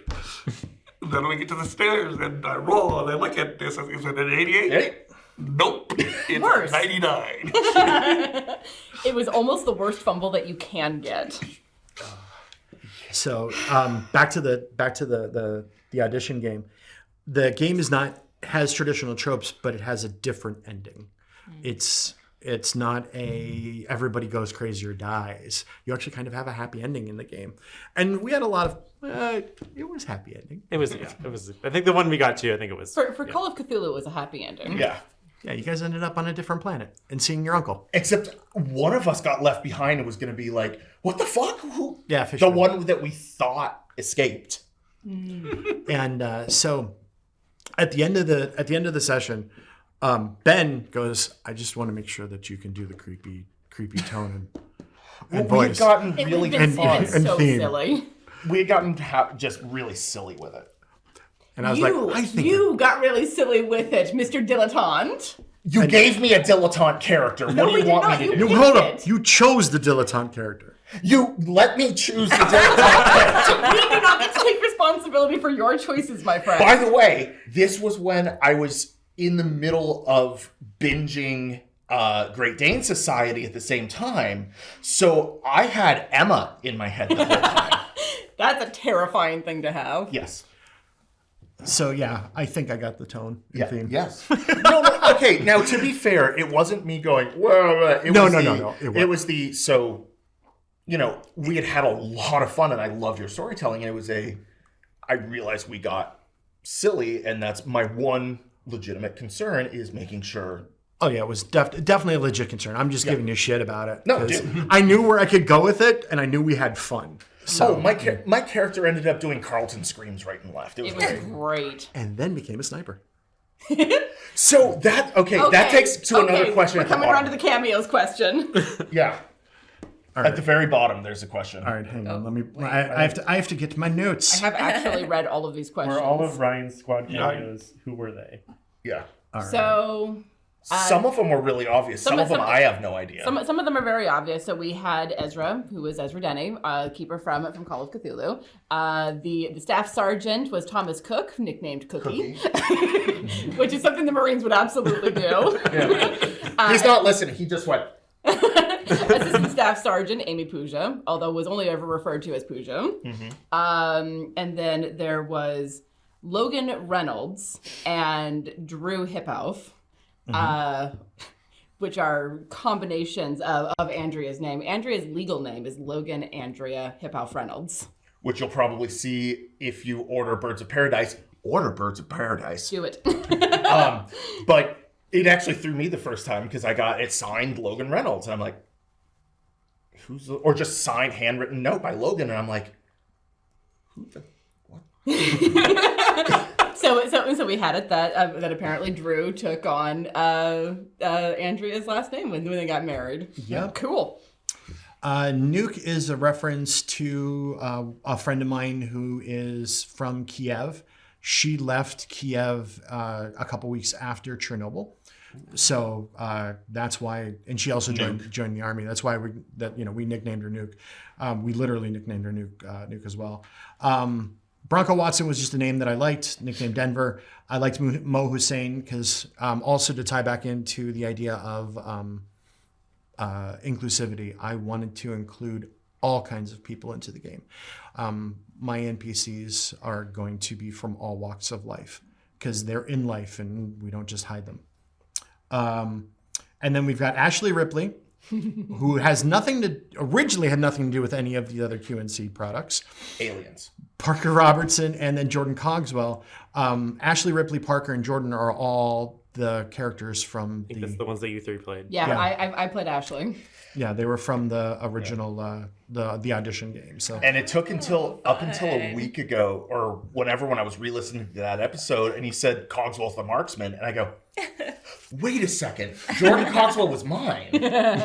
Oh, Cogswell is the sniper. Rooster's I see. I'm dumb. Got it. yeah, so that was the entire crew and where they all got their names. Two were names that I liked. One's a friend, and the others are either tied to folks with QNC or from the audition game. Awesome. All right. We've answered a lot of these already. We talked about fanfic. We talked about... Well, okay, so actually, I kind of want to go back because you've read and written fanfic. You've been part of that community. But you're also so in Rowan's head so much. Was it difficult at all for you, especially that first one that's long going and well written? And, oh my God, the dialogue that Danny writes is spot on. But was it difficult for you to kind of separate it, or did you see it as different versions, or how was your approach with that? So, because you've read the entire everything that's been written so far. I get story time at night. It's great. I love it. For me, when I am approaching a character, I don't know how much you do this as well, Laura. When I'm approaching a character that I am playing, I take, how to put this? I see every person as being like a jewel of some variety. And I take a facet of myself and expand on it to turn that into a different character. They're still part of me, but they're not the whole of me. So Rowan is like me in a lot of ways, but she's very different in a lot of ways. She's a much more confident leader than I am. She is much more, this is going to sound weird, but whatever. She's more physically aware of her own body. Because she's a martial artist, she's always aware of what she can do, where she is in the space, and always tactically aware of everything going on. She is also a Slytherin Hufflepuff mix, like I am. She is way more Slytherin than I am. She is so ambitious. Like, she joined the Alameda County Sheriff's Department at age 19.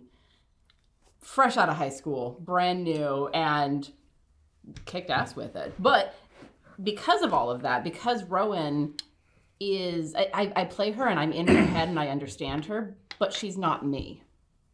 So it's not too difficult for me to look at it the way that I do other characters that I play, other characters that I cosplay, and read it and go, you know, I'm not seeing my face on Rowan's body. I'm seeing, honestly, Kate McKinnon. Because the way that Rowan looks in my head is very Kate McKinnon. Someone did have a question about like fan art or like descriptions. I think we've gotten a little bit of descriptions. We have some art. Are we doing? I guess there's plans for. We're going to be releasing that. But if we want to go around the table and describe what our characters look like, I don't You've done it a little bit. I'm omniscient. I'm On invisible. the podcast. Yeah, we've done it on the podcast at least Yeah. a couple times, and I'm sure I've done it differently each time because I don't Yeah. remember what I said. Basically, I mean, Brewster's basically Steve Rogers mixed with Nathan Drake. He's got the kind of like square jaw, 6-foot hero look. Yeah, or another question I saw was if an actor could play your character. Kate what McKinnon. actor? Which, yeah, I knew that answer was coming. Yeah.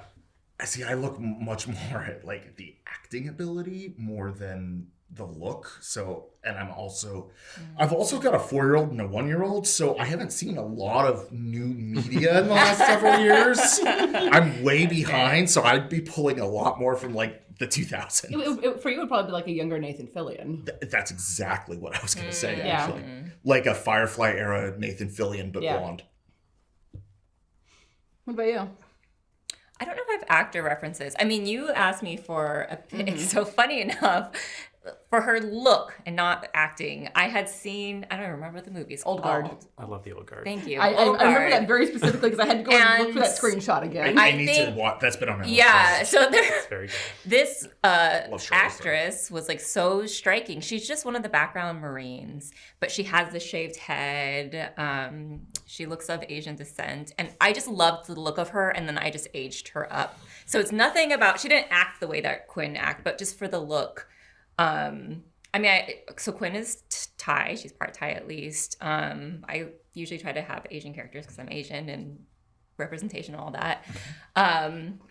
And I had the backstory that her sister is going through cancer and chemo, and so Quinn had recently shaved her head, and just so I had the look, and then obviously the personality just came from. I love that. From opposition to us.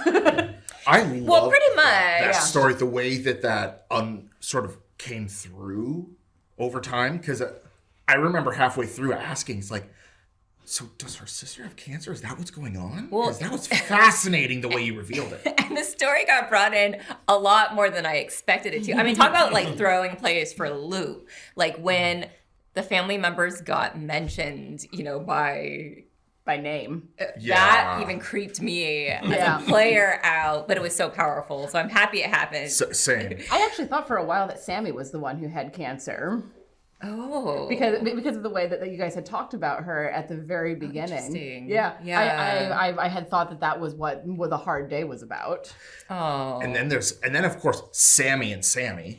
Yeah. Yeah. That's funny. Who's Quinn's Sammy? I don't think I'm. Her niece Okay. is Sammy, Yeah. which is short for Samantha too. I had no idea what your character's names Of, were. I mean, of course, she couldn't have known because it really hadn't been revealed. We had talked about Sam Hodgson, but not really expanded, and that her family nickname. Please turn off the buzzer. Sorry, I didn't expect that. and that her family nickname with her brother was Sammy, but it hadn't really been revealed. I guess it's okay to say her name is Samantha Hodgson. She goes by Sam with people who aren't family, and usually Sammy with people who are family, though I think she's going to start twitching at that as memories are coming back.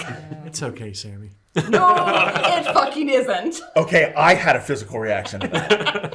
But it is You're a good little girl. interesting creating a character when you're coming into an existing group. Mm-hmm. Because I very much did need to fill a gap in a way while still creating a character that I related to. I know. It was Yeah. interesting seeing all the time. I was like, oh, is there a But- medic? Especially in the Lost Merchant episode, I was like, oh, that's right. I didn't Yeah. fill it in the way that you expected because Tiana's the one who came to me and said, there's gonna be cults in this, so I think your character is a psychiatrist that specializes in deprogramming. So I, being the actor, did a lot of research on deprogramming, and I said, well, technically she would be a psychologist, not a psychiatrist. Psychiatrists are actually people who have the medical training and can prescribe you medication, but I said, unfortunately, that doesn't make sense for my character, so she's going to be more psychologist, so we don't have any medical training.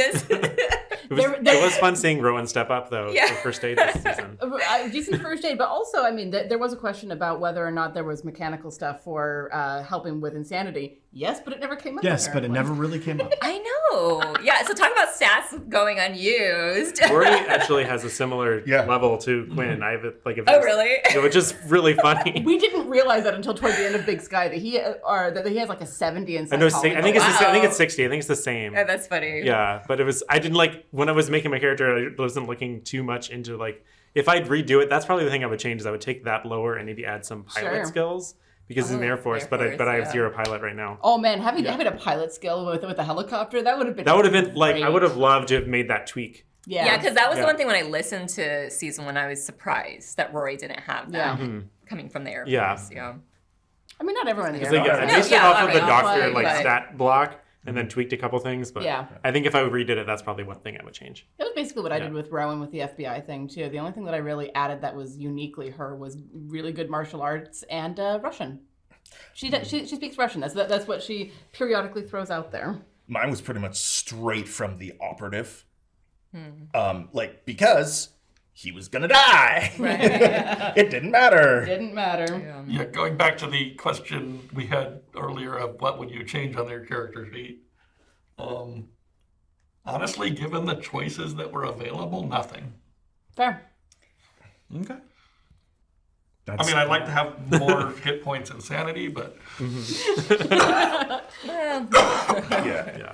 Well, I'm grateful nobody's died yet. None Yeah. of the characters have. but it does yeah, I was amuse, gonna say, let's. it does amuse me to try to get in a first aid roll on every. I'm actually. Game you that mean- system. or- Game that freaking I'm actually. system. That's what I'm doing with Human. But I'm up to 14.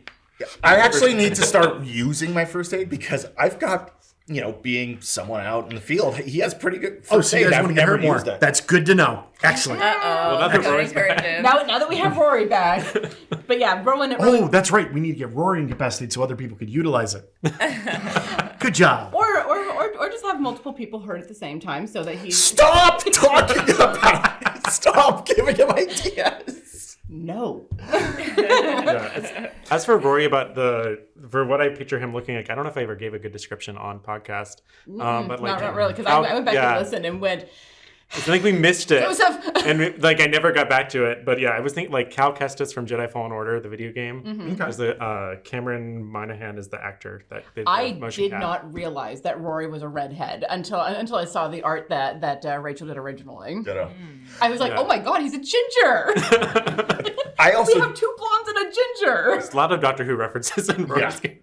I also didn't realize Rory was gay until the interludes. Wait, what? How did you miss it with the phone call? Also, I have 0 gaydar and worse bi-fi. That's okay. The Discord channel portion was great. Oh, that was What about hysterical. Rory's wife? I'm like, no. No, honey. How When I did saw- you miss that? when I saw that, I was like- episode 1. Like, Okay, so I can see where the confusion was. On the character sheet, his bonds is blank and blank wife. Because it's his brother and his brother's wife, his sister-in-law. Oh, I I guess was just haven't having- looked at the character sheet. Yeah, I was that's, just that's where the having fun question came redacting from. things. Was I just see. seeing wife in there, not noticing that there were 2 blacked Got out it. bits in Okay. advance. I was just having fun redacting stuff I to see. make, not that it mattered. Apparently, there was a fanfic that had already been started to be written because they were like, "What is Rory's wife's name?" And I was like, "Oh no." Well, honey, no. And then when I provided the proper information, they were like, "Uh-oh." So As a writer, So where did Andrew fit into that story? I don't know. I did not read the story. I Yeah. did not. I just had people questions you because said. we're all. Most of us are pretty active on Discord when we have the chance.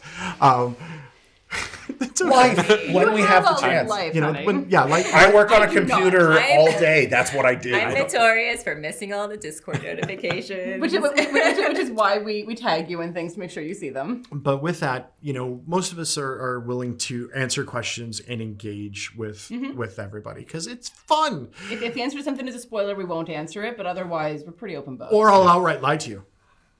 He will. I won't. I'll be cryptic. And I'll put them in the crypt. I'll pretend to be cryptic, but he's not mainly just wrong. be an asshole. You do that to Grace all the time, and it's mean. Oh, it's I love it. I'm so sorry, Grace. I'm so sorry that he does this to you. I had her believing for a long time that Rowan was going to drown in the tank underneath. Oh. But I did it Socratic method-wise, where she said that, and I just asked leading questions. Because she saw the picture of me recording the sound in the bathtub and was like, what are you using a bathtub sound for? And I said, well, I mean, if someone's in the bath, and meanwhile, she and Ren were talking all about how to torture each character the worst, and it was this whole conversation. I am a fanfic writer. I will match Dan in how to best torment my character because I have ideas. But I write very much in the hurt comfort side of fan fiction. I don't write a lot of fluffy stuff because it's not interesting to me. This is what happens when you read the Melon Chronicles at age 15, a very formative year. Which actually, can we sidetrack a little bit on that one, on the writing about your characters? Sure. Yes. Because I'm really proud of this. Tell us about writing for your character. So, I blame all of these conversations, the fanfics, and then these conversations with Ren's friend Grace, and then... Grace and I went to university together and we've stayed in touch. That's the short version. And then Ren said, you two are geeks about the same series, freaking book series. the same Star Wars book series that I've never read, and I need to put you in touch. And so we're texting, and I go, apparently I'm supposed to tell you, yup, Commander. She goes, you like Race Squadron too? Yep. And so that started. And now they go off on history tangents and writing tangents, and I check in every once in a while and I'm like, yes, I did a good thing. Well, also because we'll be chatting before you wake up. I stay up till 2 a.m. working on stuff. I prefer to be nocturnal. So I went through, one morning I did a TLDR version of the end of the Roman Republic, putting things in context. That was interesting. That was cool. I got my degree in it, so. I think that you were also watching OSP stuff on that at the time. Because I was giving that to her as references for this is a good way to brush up on it. Yeah. Mm-hmm. But anyway, because of all that, I was like, so I'm a writer. I've always written stories, and I was trying to publish a book for a long time. Then just realized kind of the nature of the industry, and as I got older, realized that's not really the story I want to tell. Mm-hmm. So I've kind of given up on that one. But I'm like, I miss writing. I kind of want to just write something from Rooster's perspective. And so... And Grace and I, the enablers, said, do it! Yeah. Which, to be fair, I'm worse. To be fair. I'm just as much, if not worse, of an enabler. Do you need So help? Yes. Nope. You gave me. He's trying to do it with no one noticing. Now everyone's noticing. Yep. Not sponsored by them yet. I'm thirsty. I'm debating, but I'm terrified. Did I get you sugar-free one? Yeah, you did. All right. I'm debating. I'm terrified. Good. Oh my god. It's only, $2.15. Not bad, actually. Okay. Rooster Booster. Ah. Gets the Rooster seal of approval. Yeah, not bad, actually. I went through, but anyway, so I started writing, and I was thinking, where could I put an interesting story that isn't just a day in the life, because those are boring, because you have to have something going on. And I figured, let's just see where this goes. And it's something about him at Breckenridge and probably hooking up with someone or something, whatever. And 9 chapters later. Well, first it was 5 or 6 chapters. And then I went through and started editing it, and it becomes 9 chapters.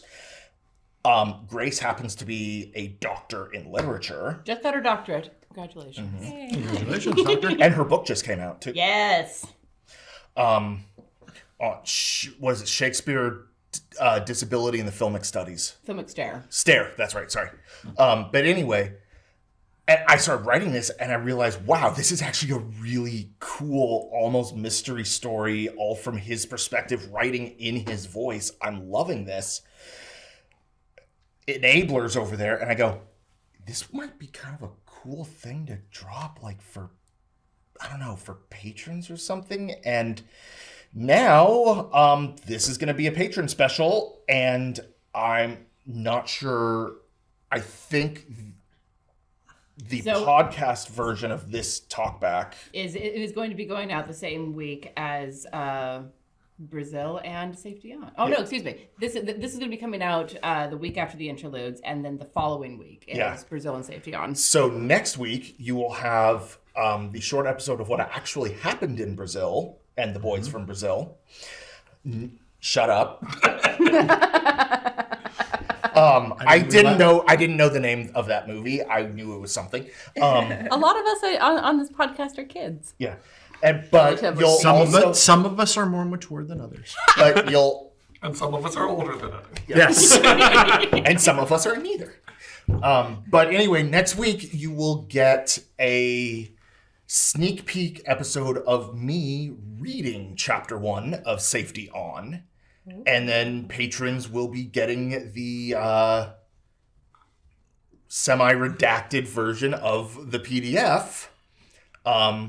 And potentially, who knows? We've talked about maybe recording audio for all of them, maybe even getting other people to come do other character voices and making it more radio play style. We're not sure yet, but it will be released and talking about, fanfic and stuff. This one's canon. Nice. Yep. That's awesome. Yeah, I've thought about doing something like that with Rowan, but with how the framing device has been set up, and I don't know where I would put a story with her unless it was while she was in university at Berkeley or something similar. But right now, I just don't have anywhere to put a story like that for her. It's pink. So I'm going to tackle... This is the ASMR section of our Q&A. Oh. I hate you so much. So to answer one of the questions, Breckenridge, Dagon Cult, and G-Man, how are they connected? They're not. My question. They're not at all. The connection is Arcel. The connection is Arcel. The connection is that we're involved. Yes. And starting to make waves in interesting places. Yes. Like rental car companies. There was a question. There's only been one rental car that has actually had my name on it. And it got shot up. Yeah. There were some questions about setup. I think specifically about Dan's, but Mike's setups at home. Do you want to talk about that, Dan, and everyone else want to? So like my house setup, or like Mike's setup and how you prep. Like, do you have like story notes pulled up on the side, or? Yeah. So I have about six windows pulled up, a whole bunch of notepads that are pulled up. The patrons will get my notes and what I've changed. I'm just putting up. You're gonna get my folder of the stuff and the chaos that's involved. I'm not going to make it all pretty because that's just not necessarily how I work, but it will be all there and you can pick through it, what I used and what I used for inspiration. See what threads you can pull on to connect in the board. Yeah. But as mic setups, I believe almost all of us have the same mic. Yes. It's whatever you told us to get. Yes, because I have been a voice artist, that's the word I wanted, for about 5.5 years. And I heard fairly early on that one of my favorite YouTube channels uses the Audio-Technica AT2020. And I said, I like the sound of the quality of their audio, and it's a reasonably decent priced mic. It's like $150. Cool, I'm getting that. It has been I have not had to replace my microphone yet. It is a excellent little workhorse. And so when we were talking about upgrading equipment, that was what I said everyone should get. The Audio-Technica AT2020. And we use Audacity because it's free. and it works just fine. I have recorded over 50 audiobooks on Audacity. And works. And they don't sponsor us, but if they want to. Yeah. Hey! But that's actually where most of the Patreon funds go, or early on. Is for and still going. Yeah. Early on, the Patreon funds were used to buy Dan's mic because we were slow starting out and things are getting very quick now. Yes, thank you. Oh my God, you're giving us money. You're giving us money to put out a free podcast. We appreciate it.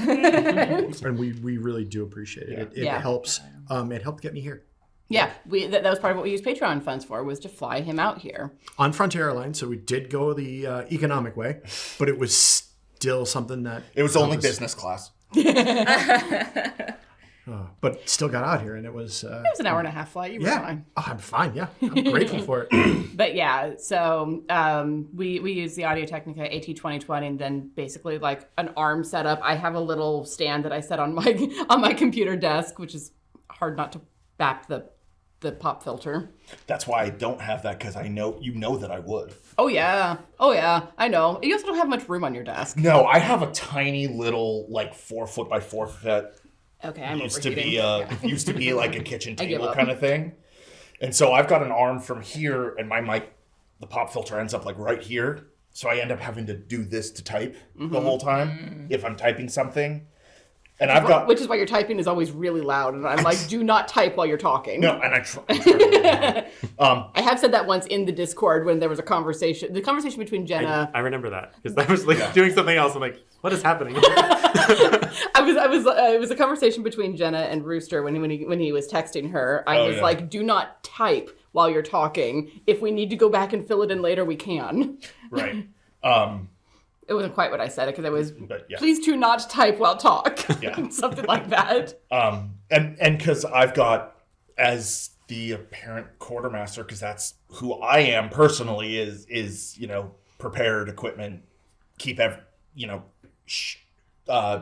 and sheepdog, keep everybody together. Yesterday was fun. We split the party so many ways. Oh my god. We were off in like 7 different directions. There were only 6 of us. Somehow we went in 7 and a 4.5-year-old who's just like, nope. But yeah, so I've got like the green box and the go bag and all the equipment list and my service record, so I get dates right if I need to bring it up.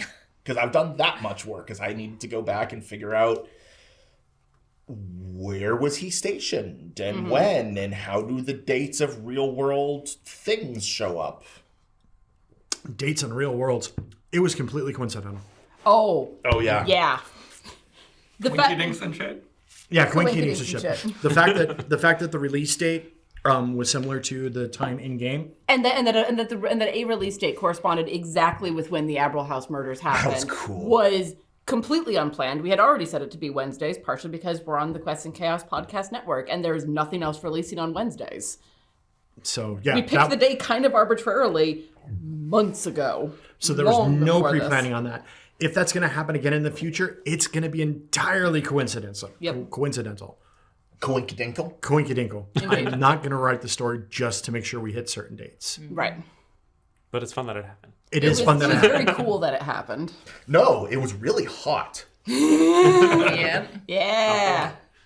If I hear one more person say it's a dry heat. I was just looking forward to the opportunity to mess with the fans about Father's Day. And why are we saying this on the wrong day? It was funny because I asked a question about recording on Father's Day, and you guys said something like, "Oh, we already had Father's Day." I was so confused because I hadn't gotten that far in listening to season 2 yet. I was like, "What are you guys talking about?"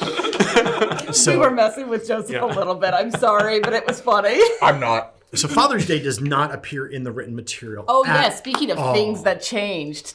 Oh yeah. Because the players hound-dogged that they wanted to get inside the theater. We need to do that now. Raven specifically talked about the theater, and we knew that shit was going down in Mustang. The theater was the only logical place. It wasn't at the annex. Right. And that was okay. But it's like, no, I can't let them get in the theater yet. I cannot get them in the theater yet. And I'm driving Because with the statue was being built. Yes. And I'm talking with my girlfriend as we're driving, and I'm like, they want to do this. What do I do? And she's like, well, what about like have a celebration or have like a party outside? I'm like, perfect. Father's Day. Oh my god. Let's do Father's Day. And they're going to put a film. They're going to do like a film thing of all of the stuff from Massachusetts. And they're going to project it on the wall right above the only door to get in. So they will have to either be sneaky to get inside. Which most of us are not. Yeah. Which is when, my stealth stats. which is when I was like, he should be. So this was a exercise in railroading because the players wanted to go this way, and I was like, hell no, we're going this way. Pulled the lever on that track, and we went off in a different direction. And well, no. You pulled the lever on that track and suggested we go to the annex. No, we didn't.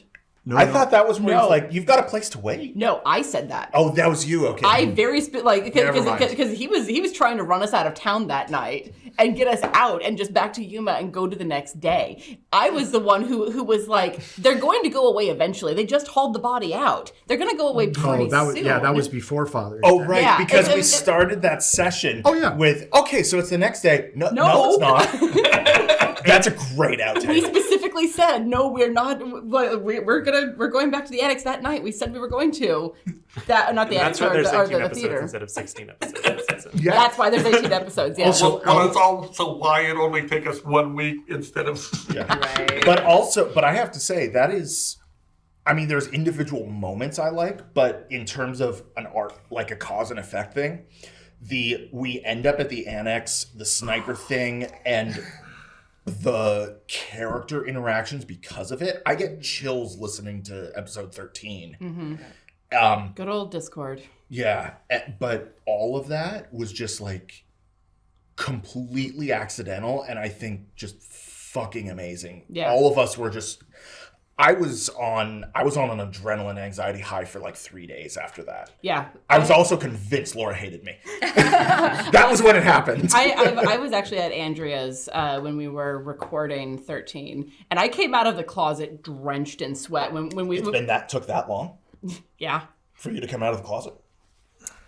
Wow. Honey, I've been out of the closet for over a decade at this point. Anyway. Someone had to go there and say it. No, you really didn't. Nope. Okay, Rooster I had Rooster. to say it. There we go. But yeah, I came out of the closet drenched in sweat when we were taking our safety break. Go sit in the corner. I said nothing. You didn't have to. This is also why it went to 18 episodes. This is why season 1 went to 16. You know what? I'm kind of okay with that because that gave me time to fill in more shit Yeah. and figure out more stuff. As they're tangenting off, I'm like, all right, they're doing this. What That do was I the need to question do? I had. How long did you plan on Katie being involved? When Day did that- one. Day one. Wow. He told me that Day one. actually really early on. When did you find out? In, like the same time the characters did, or did he give you a heads up? When we were having, that discussion, Yeah. and it's, part of our safety break that we recorded, he asked me, is it okay to mess with your family? Just, I'm thirsty. I'm done. I didn't know that it was specifically going to be Katie until it happened in game. I didn't twitch at all to, why are they going to be in Palm Springs? Yeah. Date. And I admit that was a little bit of a metagaming thing on my part because I knew well in advance that I knew what was going to happen to Katie because Dan told me, and I metagamed a little bit on the debrief episode when I was like, when was the last time you talked to your family? Because they're pretty close, aren't they? They're in Palm Springs. Your family's off in the East Coast, and yours is in the Bay Area or in California in the Central Valley. But you said that your family was in Palm Springs.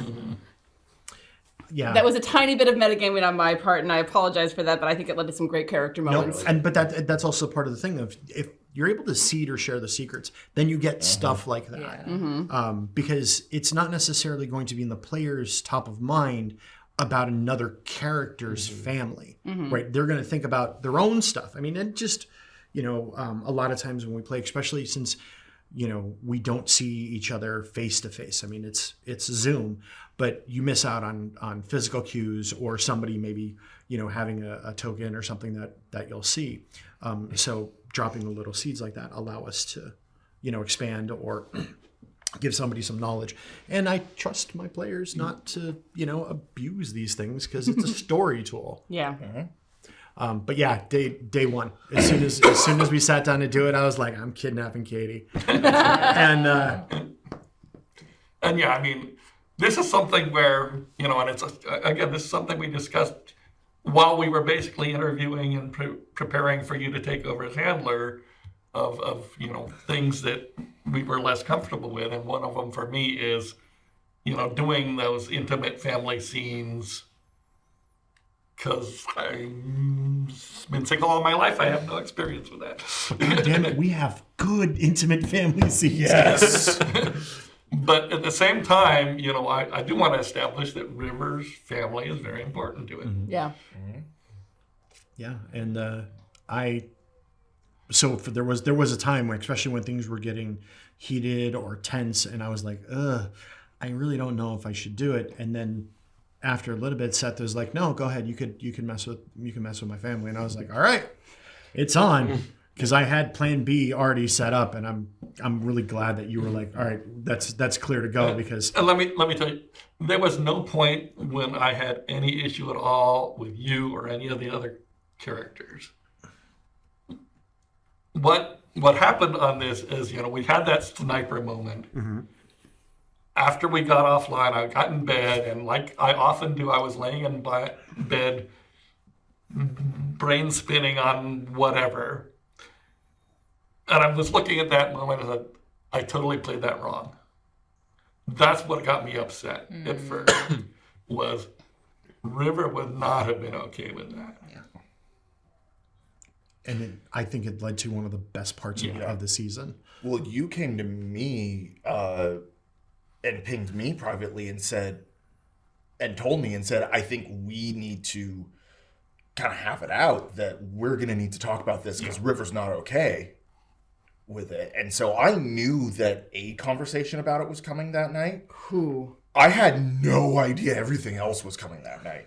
So when the two of you chatted, this was a little bit of the meta myself, because I knew that Seth had already planned to come to Rooster about it, or River was coming to Rooster. So I was setting up a little bit of anxiety, of other anxieties, just to kind of ramp it up a little bit. And that was a little bit of meta on my part. But again, that's phenomenal stuff. As a writer, that's how I think. Well, and as an actor, that's how you prepare. Yeah. And that's a thing where, honestly, the old me would have just swallowed those feelings and moved on. But because this group has been so open and sharing and helped me trust them, I was able to, the next morning I was able to get on our Discord and say, hey, I'm struggling with how to respond to this. And again, and we worked it out. Yeah. Again, that's my favorite stuff of this season, is the sniper, what happens because of the interpersonal stuff because of the sniper, and then the kind of catharsis afterwards over drinks. Yeah. That whole thing is my favorite stuff from this season. Well, and it was really great to get that interaction between Rooster and River, because because of the nature of how we tend to pair off when we split the party all the time.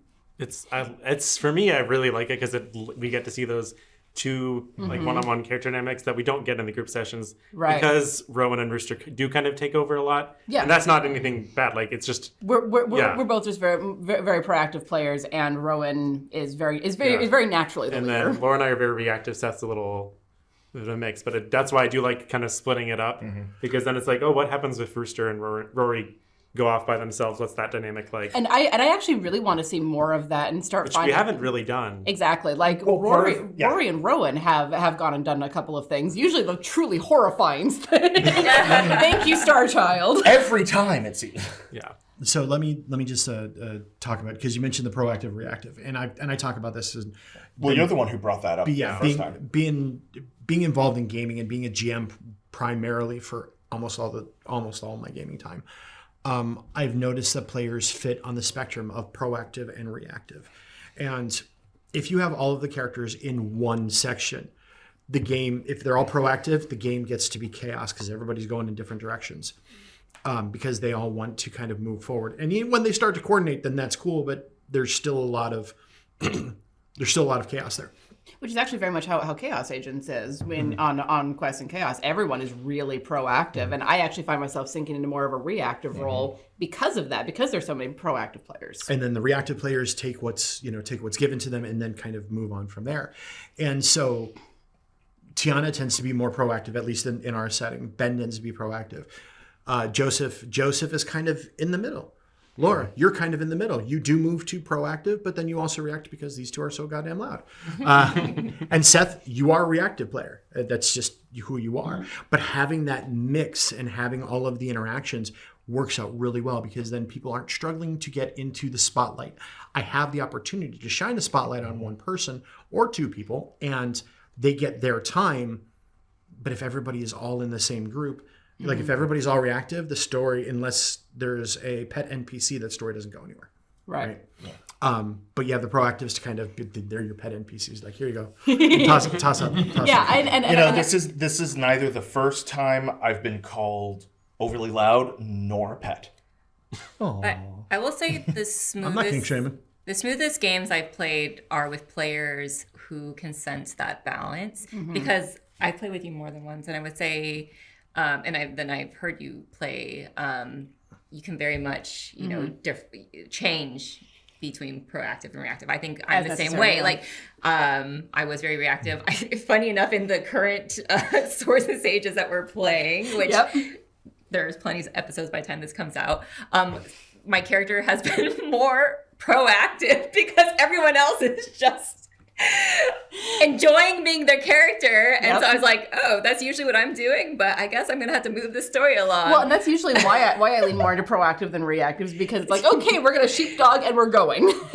But I agree, you need to have a balance in your group. Otherwise, it's competing voices or no one moving forward anyways. And so the games that have dissolved have been when that balance isn't there. And the ones that I've really loved have been with a little mix of everything. Yeah, and I mean, scenes that I want to see happen more often are things with Rowan and River, because they don't tend to get paired off very often with the... because Brewster is very firm about, you have a military person with every group. And There's always a buddy system. But do we find out more about the buddy system in episode or in season 3? Maybe. But that is a hard thing, is when mechanics fight interesting story. And that's actually something I was thinking about specifically. I've thought specifically about that because it meant, like in season 1, we never had a scene together. No. Yeah. Except the one we were both sniping.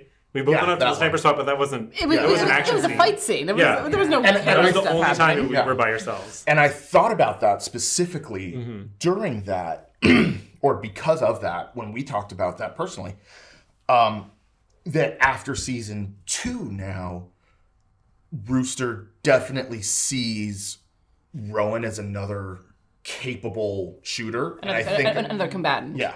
And I think I brought that up during that our sequence of, you know, when this all goes down in Mustang. Yes. You know, doing the tactical, who do I have and what? And he's... And both of us grabbed our civilian. Yeah. I grabbed Quinn, you grabbed River, and we were keeping them moving. Yeah. And so partly, again, a little bit of meta to break that up, but also that the characters' perspectives are changing as well on the team capabilities. Yeah. But specifically because of that, because I really want to see what happens when Rowan's not around, when Rooster is the one who usually takes charge of the violent situation. But what happens when Rowan's not around to look to for someone to make the call, and he's looking to Rory? How does that play out? Because Rory's a captain. Or does he? And that's something I really want to explore and play with. Yeah, and one of the dynamics that I want to play with is more of the diplomatic stuff, because River and Rowan are more on the diplomatic, go investigate, find stuff out. I mean, Rory is too, to an extent. Yeah, I think Rory does have. He has a pretty high bureaucracy stat, just because of like higher up in the military, doctor. Yeah. Lots. Yeah. But also, I mean, slightly meta. You and I have gone and seen some horrible things together. Marine, teach me shoot good, not right. No talkie. Yeah. Yeah, I'm actually looking at, which stats have I not used very much? And it's like, okay, drive. Of course. Please don't use. Do you actually have? Do you have points in drive? I have 40 in drive. So actually, the driving thing is actually another thing that came out of Shaver Lake. Yes. That's kind of funny, and I've been trying to figure out how to make this happen in our game again. I think it's fine if it doesn't. Yeah. Because so in Shaver Lake, when Rowan picked up Rooster first, and that actually became kind of important because he looked at her. She drives a Subaru Forester. He drives a lifted truck, or at least did at the time. And he looked at her little Subaru and said, all my gears are in the truck. So she's like, okay. And she's like, we have a few more stops to make, including Travis. Yeah, I'm fine driving. Okay. And then we were driving. And what happened with it when it was just the two of us? Was that just the two of us? It was just the two of us. Okay. So preface this, I am not a military person. I don't speak gun either. So all the details and stuff, that's all research that I drop in. But I base this on someone I knew who told me about it, who had PTSD from Iraq. Rooster suddenly just swerved, almost going off the freeway. Scared the fuck out of Rowan when it happened, because she was just like, what? Because he saw a plastic bag in the middle of the road. And in Iraq, they use garbage to hide IEDs. And one of the things that has come out over the seasons is Rooster has a Purple Heart from an IED explosion in Iraq. So we play it off a lot as the joke that because it started that he's driving, he's always, well, there's a great bit where it's like, who else? It is not, from my perspective, it's not a like macho, I gotta be in charge of driving. No, that is him being protective of, as this way, if something goes wrong, it's my fault. I know how to keep these people safe from whatever's happening. Rooster needs to be driving because he's experienced it. And so, and I don't think I've ever explained that to anyone in terms because I wanted that reaction of course he's driving. Right. But it also, I remember your reaction of, wait, he's giving up driving to Rowan when they're approaching the annex? What? Yep. And it's very specifically because he knows that she's better at it than he is, and he needed to be free to be the roving sniper. Yeah. I made that assumption because, again... You have a lot more experience with military people than I do. Yeah, I've got a lot of friends that have gone over to Afghanistan and Iraq and to Mogadishu and to just a lot of the hot spots of the world. And war is hell, and it changes a lot of people. And I have friends that when they drive through an underpass, they actually change lanes because somebody could drop something on top of a car from the other side of the overpass if they see you there. And so that's kind of where I figured it came from. Yeah. Because that seems to be a like a standard driving, technique, even though they brought it back home because you bring that shit home with you. Right. I've done a lot of reading and a lot of things I've learned from people I know into Rooster because, he's the funny character, but there's a lot of trauma underneath it all. He's an ogre. He's got layers. Yeah. Well, and he's also very much like Ben in this respect. Yeah. He handles trauma by deflection and humor. Yeah. And so that's something I've been trying. We spell trauma with the capital R. But it's something I've been trying really hard to bring in is not like, let me just figure out how to say this. Not hero worshiping him as a veteran, but also not demonizing, but making him very three-dimensional in that way and bringing as much of a reality to that as I can, not understanding it firsthand. Sure. But wanting to honor that reality because that's something that's always stuck with me is the idea of what trauma does to a person and how they move forward. I mean, military trauma is a very specific sort I have no experience with. And it literally rewrites your brain. Yeah. To the point that one of my favorite books of all time is Ender's Game. And that affected me on a very deep level when I first read it in high school and affected a lot of the stories I've told based on that idea of what happens to the person who is forced to do those things. And so I'm trying really hard to bring that into Rooster to add that kind of layer of depth. And the driving is one of them. Yeah. And Rowan picked up on most of that because she was there when she saw him do the thing and read his file. And she's like, okay. Yep. Which is why she never fights him and is actually surprised when he has her drive. Yep. One more question that I saw that I do want to get to is about NPCs. If anyone has favorite NPCs they want to talk about. Ophelia. I mean, that's the given, I think. When I first listened to the episode, it was just... Ophelia's amazing. Yeah. Ortega. I absolutely love Ortega, and she was a fan submission actually, because a fan. One of our Patreon bonuses is the ability to name an NPC, and we got in Lauren or Lance Ortega.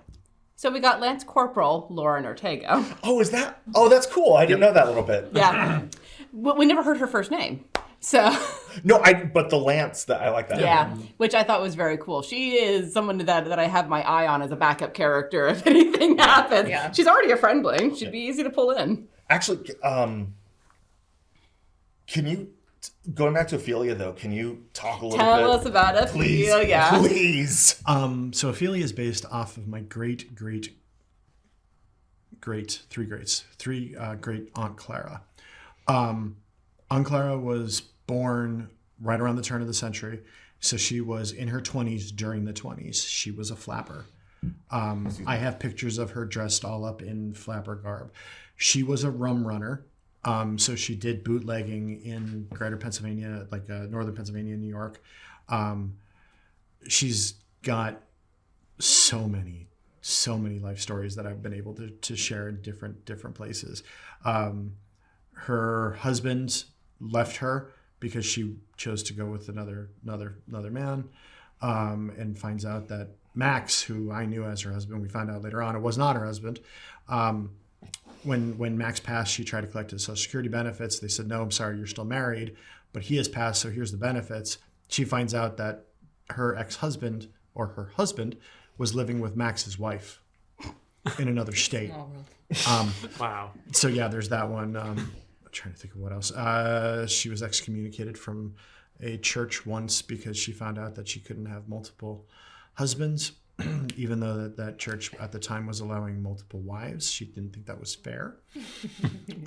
She got the final excommunication was when she shot at some elders because they were upset that she owned a boat and was running booze across the border. And they didn't like that. Like, she sounds like a Call of Cthulhu character. She sounds like someone that I would love to play in a 1920s game.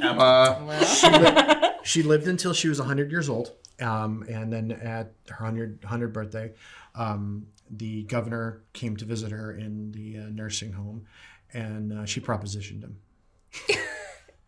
But she said it wasn't free. He'd have to charge. He'd have to pay. She'd charge more than 500. So she was an absolute joy. She also had 6 dogs throughout her life, 6 or 7 dogs throughout her life, and every single dog was named Tippy. Like, even after the dog passed, was Tippy. And she had lived quite a long time, but she always used oil of Olay because she said it kept every day, because it kept her youthful looks. And she was just absolute, she wasn't just the light, she was a sparkler. It was just crazy and insane, and she loved making people blush. And I'm not comfortable telling some of those stories on video right now. Oh my God. She was a pistol. And when I was looking through the book, they mentioned a 100-year-old woman, and I was like, yeah, we're gonna name her Ophelia. We're gonna use her as Ophelia Winters, and kind of go from there. So, yeah, Ophelia is wonderful. Yeah. So anyone else besides Ophelia, any favorites? I really liked the concept of Sodi as being who she is and being so damn competent. Like that. I had zero concept what that meant as a friendly, that we could just ask her for material. Yeah. I was like, oh, cool. She doesn't have to say yes, but it's understood that generally she will. As long as it's, That was a game mechanic thing I didn't get. A little backstory about Sergeant Sodi. I needed the written material didn't have friendlies written into the game, and there's a Marine base there. There's going to be a friendly there. Mm-hmm. So I was like, hey, you know what? Let's throw let's have it be a Marine quartermaster, because they've got all the cool stuff. And that would be kind of neat. Where does he get all those amazing toys? And then I happened upon an article about male men Sikh Marines. And I was like, oh, that's pretty fascinating. And there's a small amount. There's no women Sikh in the military at that time. I don't know if that's changed by the time this came out. but I was like, why the hell not? So the character, even though it's not mentioned at all in it, Sergeant Sodi is a female Sikh Marine. And I made mention of her having special dietary restrictions. I think you did actually say it once. Maybe. I think you did, because I knew that for some reason. Yeah. And that was just something I wanted to put in there. Kind of goes to the idea of what kind of inclusivity. That's awesome. That question that's in there is, I wanted to have the NPCs be part of our world. So we're going to have LGBTQA plus. I love the fact we've got 3 queer characters. Mm-hmm. Yeah, it hasn't really come out with Rowan all that much, although with today's interludes, she's bi. It's just never been important because she's very Slytherin. She's very ambitious. She's very driven. Someone's gonna have to keep up with that to keep up with her. I am so looking forward to people's reactions to the interludes. I'm so. Was going to at the same time as this, or the week after? I don't remember. They'll be coming out the morning of when this episode comes out on Twitch. Okay, and then so there is after this comes out on podcast. Yeah. Okay, so there is a clue about what's Rory been up to. We could talk. Do you want to talk about that? Oh yeah, that's fine. Rory's going to Alaska. Oh. Okay. So we're gonna do a mini campaign for Rory to find out what's been going on while he was not in Mustang. Why couldn't he be activated? He couldn't be activated because he was far away. Yeah. But while we were roasting our balls off, he was freezing his off. Interesting. I was about to say something. Well, that was the question. Is what was Rory doing while everybody was roasting their balls off? And then freezing his. I mean, it's Alaska in June. It's not that bad. No, but we'll get into it. That's going to be fun. I'm really knowledge. looking forward to seeing how people dig that. Mm-hmm. What? And I think there was one more other question you really wanted. Which one? There are a lot of them. From do we want to start shotgunning some questions? Yeah, maybe. Yeah, we'll do rapid fire. There was a D&D. We've asked the fans what they thought about D&D classes and races, and what do you guys think? What your character's D&D class, race, or alignment would be for your character? I know mine. What do you think? For me? Yes, yeah. For Rooster. Human, lawful, neutral, ranger. I would want fighter, arcane archer. Ooh, yeah. I mean, similar, except that at least what I know about him and his background is a lot more wilderness, sneaky, that kind of stuff as a sniper. Just be a fighter with a bow with the Outlander background. Oh my god. No, not after Tasha. And the stuff I've done with the Gloomstalker? No, I'm going that way. That's fair. You two know. Yeah. You've partly seen. I have an NPC who Rock is awful. I can't use his full abilities because it would have murdered our faces off. Took on their entire party once. Anyway. But no, human for the extra feats. Lawful, neutral because he has his code and his the way he works on objectives, and I'm gonna do good and bad things to achieve that objective. I hate alignment. Me too. Me too. Alignment's a guideline. It's an interesting way to look at it prospectively, but I don't use it. I could rant for 3 hours. We're not going to touch on that. That's what I'm saying. It's a guide. It's an interesting conceptual tool, but I don't use it. Yeah. Rowan's a paladin. Full stop. Oath of the Watchers. There is a very specific oath about protecting the world from extra-dimensional beings. It is called Oath of the Watchers, and that I read that and was like, I don't know about race. We were Andrew and I were talking about this, or you and I were talking about this last night, where I was like, I don't know. I usually play elves or half elves. I tend to like that. Maybe a human for the extra feet, so she has the alert feat because she sees really well in the dark. Dark vision. Yeah, well, she's more like Dane in that sense, in that reasons have caused her to be able to see in the dark. As far as alignment, she's started lawful good. She's been sliding. She's much more, especially in the time of the interrogation, she's much more neutral good. She's still good, and I will hold to that to the end of time. but she is getting to the point where it's like there are not laws that cover what we do. And when the laws are going to actively hurt people because the people who wrote the laws didn't know about this, I'm going to break the law. Which is not a comfortable place for her to be as a cop, from a cop family, like 4th generation cop. But that's where she is. Interesting. How about Quinn? You were like, you knew exactly what Rowan. I've thought about I this. have not thought about this. We've chatted about this. That's why I know. I honestly have not thought about this at all.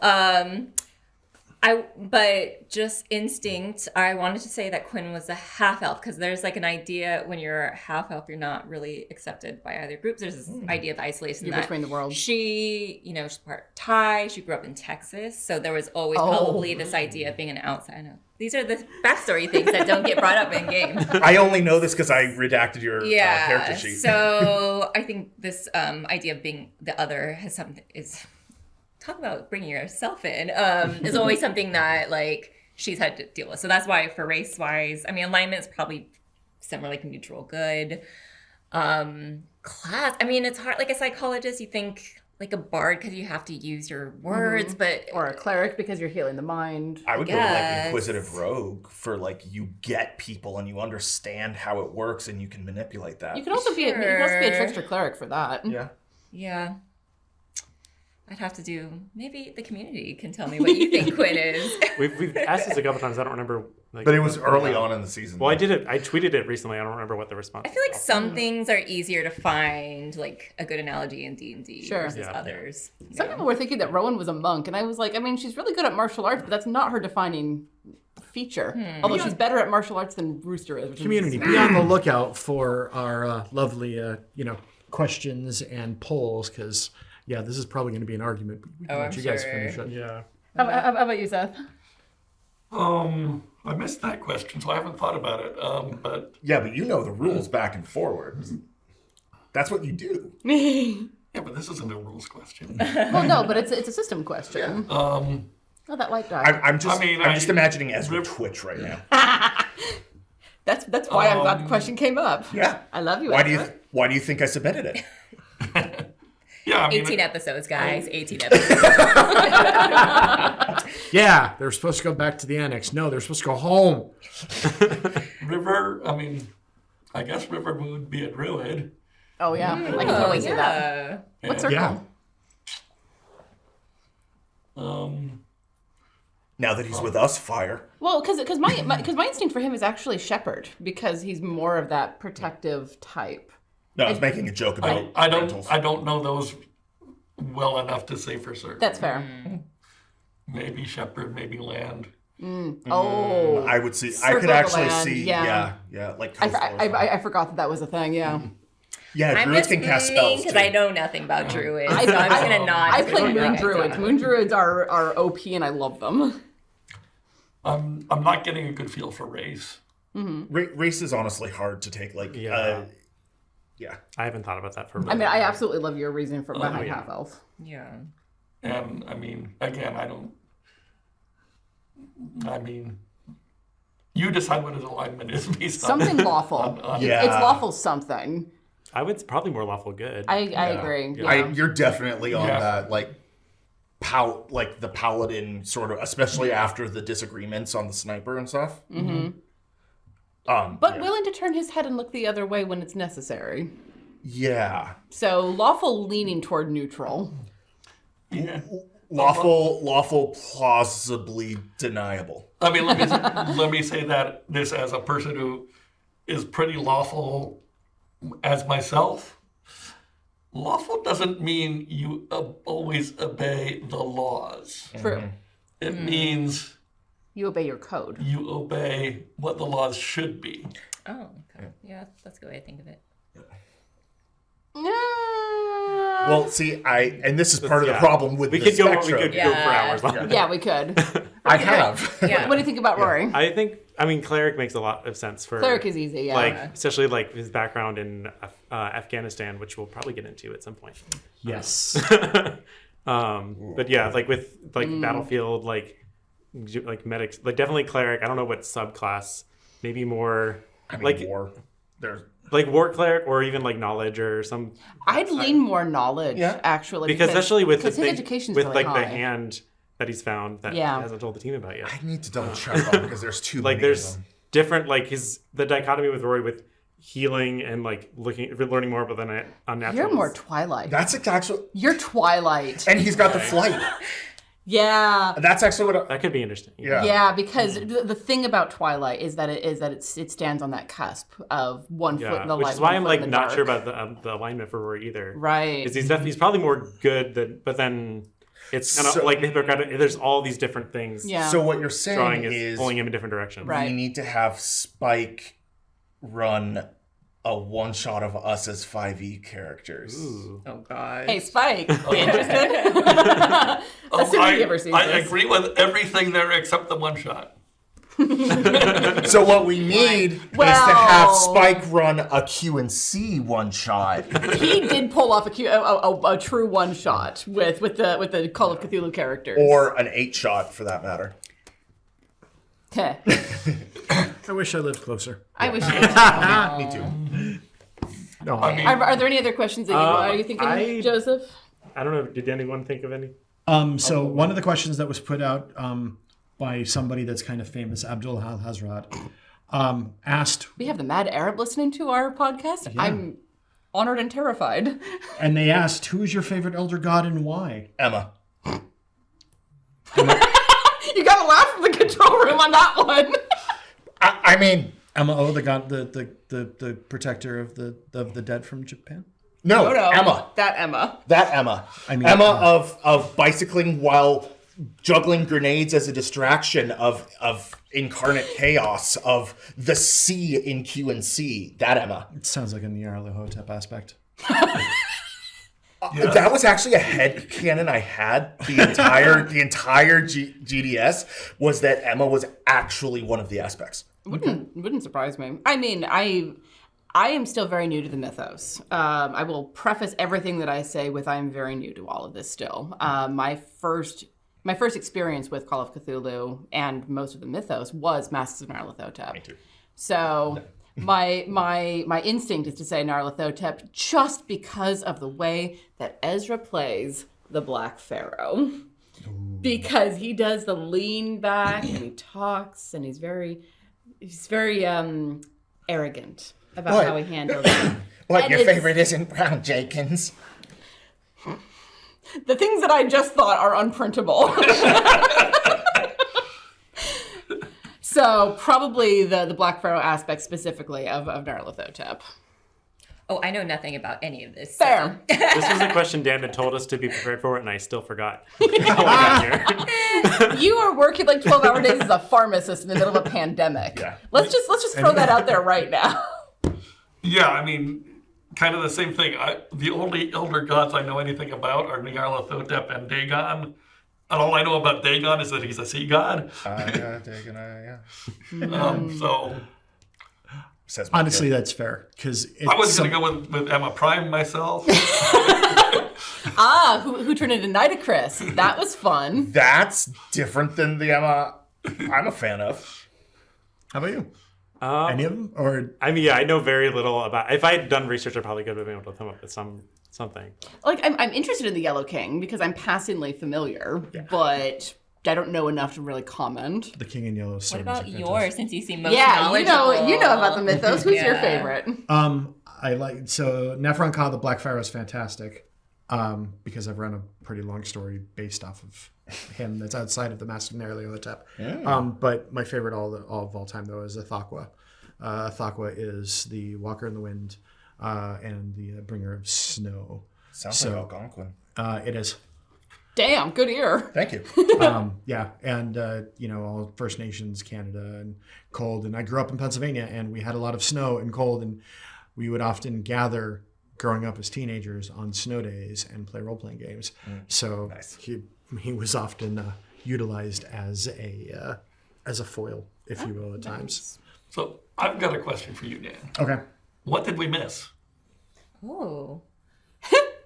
All right. What did you miss? You missed the witnesses. That's right, because we didn't talk to the people who were fixing the houses. Yeah. and one of them was going to be one of the patrons, and I'm like, nope, sorry, Mr. Powell, you're going to go elsewhere. Oh, interesting. And then, Did Jonathan they have Powell an became the British man. Okay, Jonathan Powell, for the record, I, the player, was convinced that there was something nefarious about him. I happen to know that he was a patron NPC. I was just like, no, show me the gills. This guy is trouble. I'm going to shoot him. I have no reason for it. And I'm like, I'm running out of ways. This is all going to come back. And then after the session, Dan just goes, so Ben, Jonathan Powell's a patron. I'm like, Now, here's the thing. I have no problem with killing patrons, especially right in front of your patron. Well, I'm not going to kill patrons. You guys give us money and love us and Love you support us. very much. Patron-named characters. Yes, Chris Price. We killed Chris Price right in front of Rooster. Well, and technically, Eric Allen Raven died while Rowan was watching. Yeah. She watched it through the binoculars, and you guys haven't, some of you haven't heard this yet, but in the coda, she very specifically says that the last one to drop was a teenager dressed all in black. So what did you guys miss? You guys missed the oh boy. You guys missed the witnesses. I had like voices and ideas planned out on how they would respond. I've got my notes on how they would go. It was one of the times when I really plotted, the witnesses besides. And then we were like, nah. And then we taught you not to do that. Yep. So yeah, that one got missed. Don't put your hands in front of your face. I'm thinking. People want to watch you think. No, that's. You guys, we covered pretty much everything, and you guys actually uncovered more that's not in the book. Like the fact that the stationery store is just a blip on the map. There was nothing written about the stationery store at all. That was totally Ben going, there's It's not so even a grocery weird. store. There's a dollar store. Why is there a what? And the fact that Albemarle Marsh, which turned into thing. effectively a full episode because it was half of one and the other half of the next one, which was great. That was all. That was Giants off thing. the cuff. That was that night. That came up with that night. Wow. The motel that's got the pirate theme, I just kept with the whole like nautical theme throughout the whole thing because it doesn't tell me anything about the other stuff that's going on in town. They're just like, here is the theater, and there's this rest of this town, and there's a map with all these other pinpoints. And you guys are like, what does it? What's here? I'm like, I don't know. Who's here? I don't know. And then Albemarle, I don't even know where Albemarle is a place. I was wondering about that name actually. Like, and I didn't want to call him Al Marsh because there's other, Albert Marshes, and I'm like, all right, Albemarle sounds cool, and it kind It of was hard to say, but it was cool. I didn't realize that first L was in there until I read the synopsis. Yeah, I had to write it. I wrote it out, and it was like, oh. And then you're like, we're going to go through all their stuff. I'm like, what stuff does he have? And that led to the music box version of the Aya Dig and Aya song, which I went and... Can we talk about that song, by the way? A little. Alex, buddy, friend, pal, what the actual fuck? Okay, so the story behind that one... Dan, I read through the scenario after we finished because I do that. I like knowing what we missed, and there is no mention at all of an oath to Dagon. Dan came up with that because Rowan's backstory from the beginning, from day one, was that she had been a captive of the cult of Dagon. Dagon because I knew he was a sea god and she was in the San Francisco Bay Area. It made sense. And then I found out that the Ex Oblivione was all about the cult of Dagon, and I was like, fine. So then he throws in this Oath of Dagon thing, specifically to mess with Rowan. And the Oaths of Dagon are canonical in the mythos. Not how we have them, written differently, but still similar ideas, and there's 4 oaths. You guys have only heard 3. Actually, I think they might have only heard 2. No, they've heard No, 3. we heard the discovered third- the third one they- because Rowan didn't know it. Yeah, we heard the third one because we got thank you, Andrea, for singing the creepy little girl version. And I had the oaths, and I wanted to make them kind of sing-songy, and I don't think I'm a bad poet. I can come up with stuff that rhymes all the time, and I've written hip hop bars and stuff like that. But I just couldn't get anything to stick. And yeah, we were talking. So we meet up on Tuesdays to write the intros and codas and record them and discuss story ideas because producer handler, we need to figure out where shit's going. And we spent like an hour trying to make it sing song, trying to make it work in a way that fit the words, and we were hitting our heads on it over and over again. And my friend Alex Hollins, was like, but he writes parody songs, and he's an excellent writer. Not besides just that, he's just a great creative mind, and he plays in some of my games as well. And so I shot him a message. I'm like, hey, can you turn this into something that's like a sea shanty or a song? And he's like, you want a sea shanty or a whaler? I'm like... So the original thing, because we went back to him twice. Because the first one was trying to set what he wrote originally to music and being like, nope, this is not working. And we looked at each other and went, they're a fishing village on the shores of the Pacific. And shanties are really popular right now because the shanty craze went through TikTok. And we were like... I just knew them all already. What if it's a shanty? And so we went to him. And then 40 minutes later, he sent me back the first verse with audio, and I was like, oh, this is creepy. And then he sent me the next one and the next one and the next one. I was like, wow. So we just it was like the fuse got lit, and we just let him run with it. And then handed it off to Ren, and turned it into something cool and creepy. And I have reasonable singing experience, and Rowan knows the first two verses. which is directly responsible for the coda of what episode was that? The one where she sings is just It was like in the first half of the season. Yeah, I think so. I think it was like 6 or 7, somewhere in there. Well, and then there was the music box, and then there's at the annex when we went back. Mm-hmm. Yeah, and the music box, because I don't know how to create music box sounds. I don't. So I was beating my head against it. I was like, this is kind of important. It wasn't, but it was kind of important to us. So I was like, okay, how do I do this? And I went on to a freelance website that I do work on sometimes and there has to be someone who does music box things. And I found someone, and I said, can you take a sung song and turn it into a music box? And they're like, well, we're going to have to mess with it a little bit because it's not as precise as instruments. I'm like, well, that's fine, as long as it is recognizable as the same tune. And then we got back what you heard in the episode. Oh, and it's great. Mm-hmm. It's so creepy and disturbing that I turned it into my ringtone on my phone. Mm-hmm. And again, is this like 2006 where people have ringtones? I'm an old man. My phone is never not on silent. There's that. Yeah. I have my earbuds in a lot, and if somebody calls, I hear it through their earbuds. Okay. So I hear the creepy ding ding ding ding ding ding ding.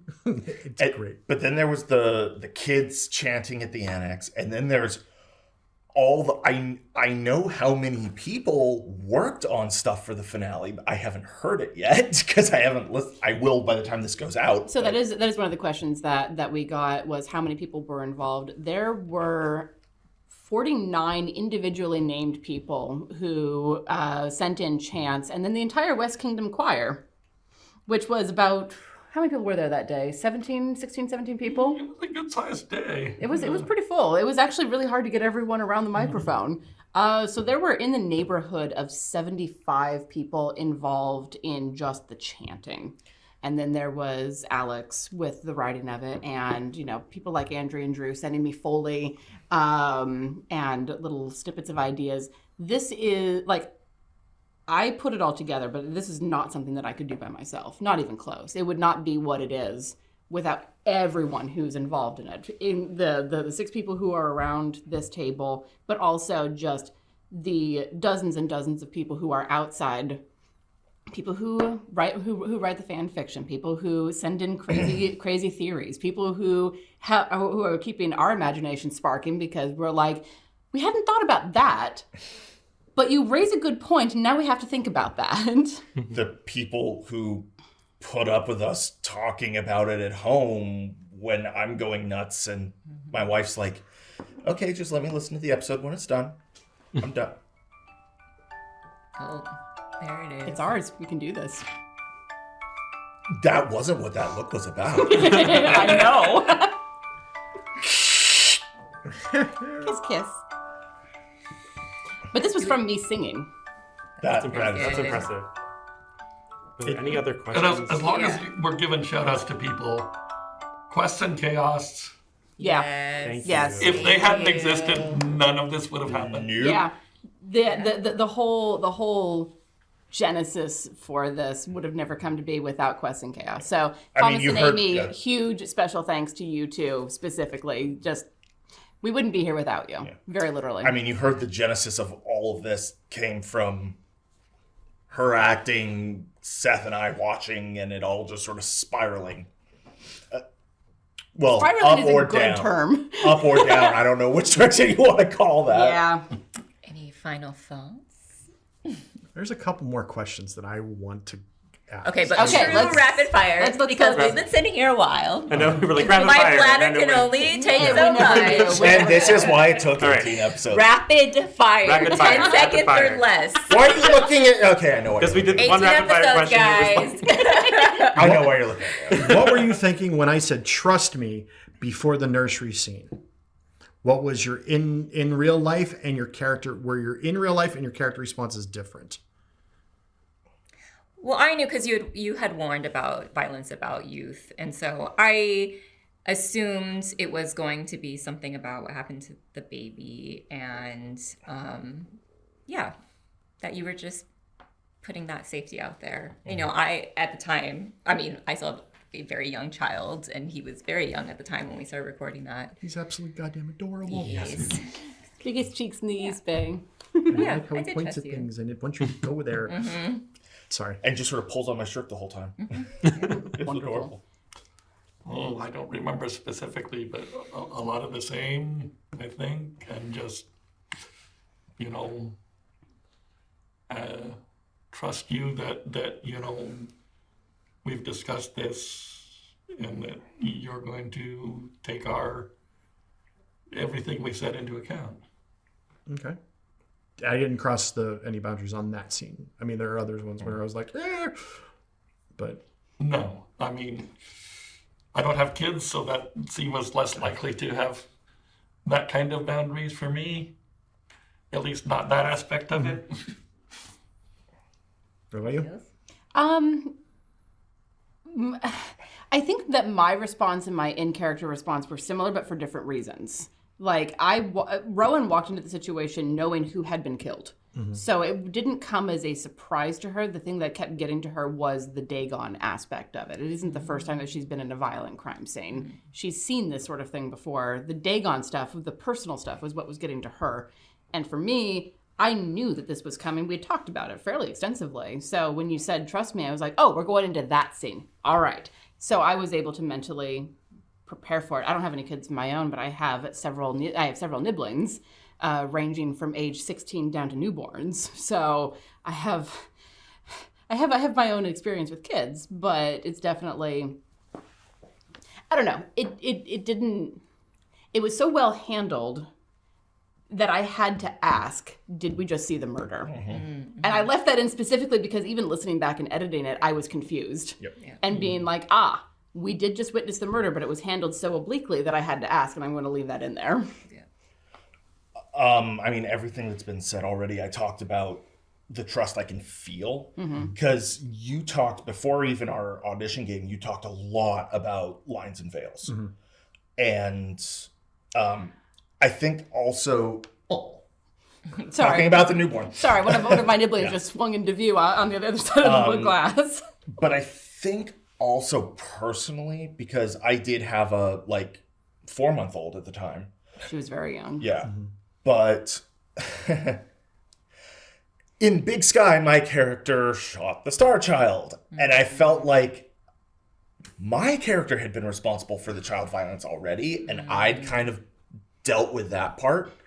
Like, I got it. I didn't want to go there again, but it hadn't been horrific because it was obviously an alien. We are not going to be the Dead Baby podcast. We are not. We are actively working against that. Stop whacking the table. It's moving the camera. Sorry.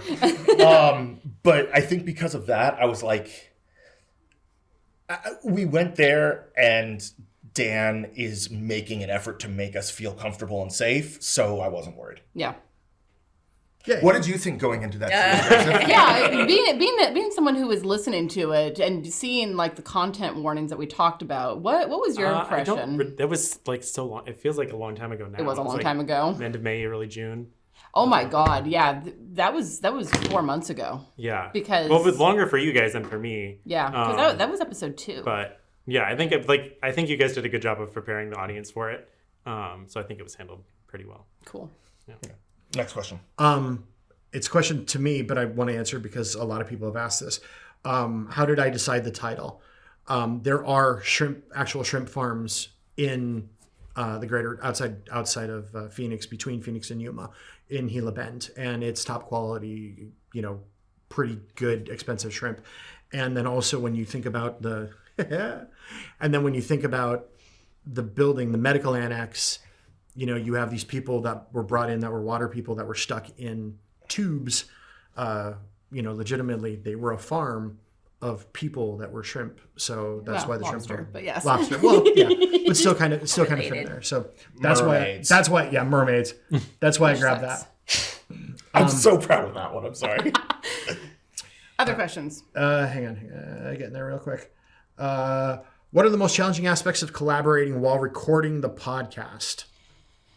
I think talking over each other has been... I mean, that's just the Zoom thing. Yeah. But I think it's... editing, I'm sure it makes it easier because it's separate tracks. Yes. But just constantly oh, you're going to talk... Oh, no, no. And you hear that none of those come into the or if they do, it's very seldom because it's usually because what actually comes through is playing off of what was aborted, what wasn't said. Yeah.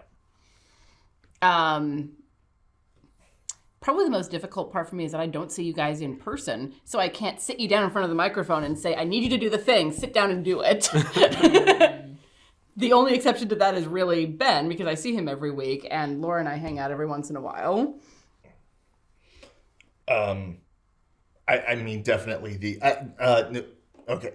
Because there have been a few times now where, because of Zoom, the pause... Oh, okay, you're pausing too. I'll talk, and then the other person talks at the exact same time. Synced up Oh my God. pauses. I've done it 3 times with people now, I think. It's been really frustrating, and it's not your fault. It's because of the way the Zoom is, but it's really frustrating.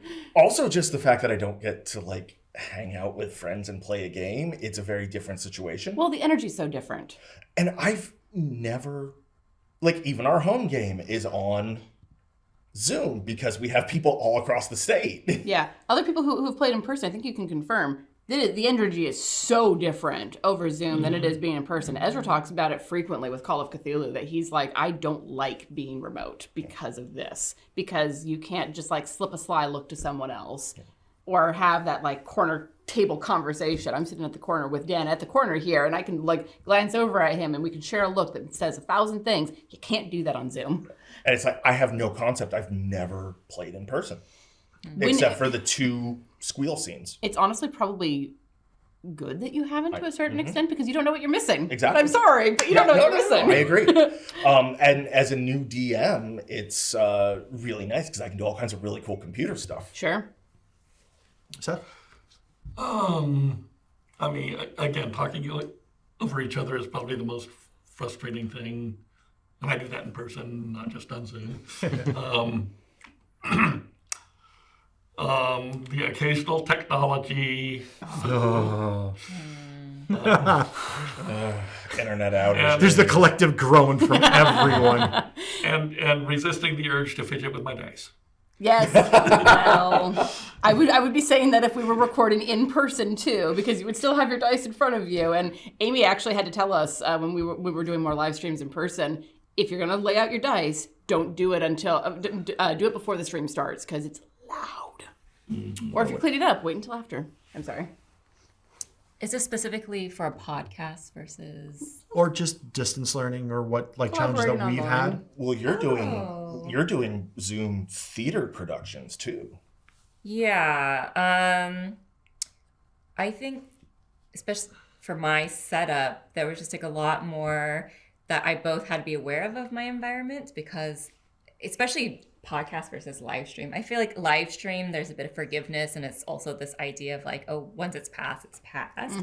But with a podcast, I knew that you were going to be editing, so you're so hyper aware and paranoid about your surroundings. I was listening for like my baby to be crying in the background. And it just requires you to concentrate so much more when you're not in a controlled space, like being in the studio. Yeah. Yeah, and then I think a challenge of collaborating also I found with this game versus when I do D&D is this one, because it is so much more real of a world and a lot more serious of just a setting. You want to stay in character more. You talked about me staying in character because you want to stay in character more because it takes a lot of energy to get to that place. So for D&D, I find it really easy for me to be like, okay, metagame, let me check on mechanics and get back into character. But this is just like, it's such a heavy setting.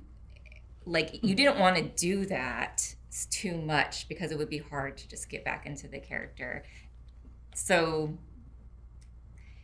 you find yourself needing to suss it out in character, which can take a lot longer rather than just taking a step back and say, wait, let me confirm, is this where we're going? And I mean, sometimes we do take a step back and do that. Yeah, But yeah, in general, you're right. How about you? The talking over people, I think that, Dan's in further away than I am. Before, everyone was in the Bay Area and I was several hours away, and now it's Dan who's further away. He's a 12-hour drive away. Yeah, that's a little bit longer. But I think this setup for me is a little bit easier because I live by myself, so I don't have to worry about other people getting into the shot or anything like that. Kids running in. Exactly, don't have to worry about that. But yeah, I think for me, I'm such a new game. I mean, we've talked about this. Relatively, more of us are newbies versus experienced. I've watched most of you come into it. Right, I think the last things last, I'd done a couple sessions of Call of Cthulhu and the second half of Court Stoyle, and that was it. Yeah. Yeah, your first game was my second DM session. Yeah. Yeah. That was weird. Yeah.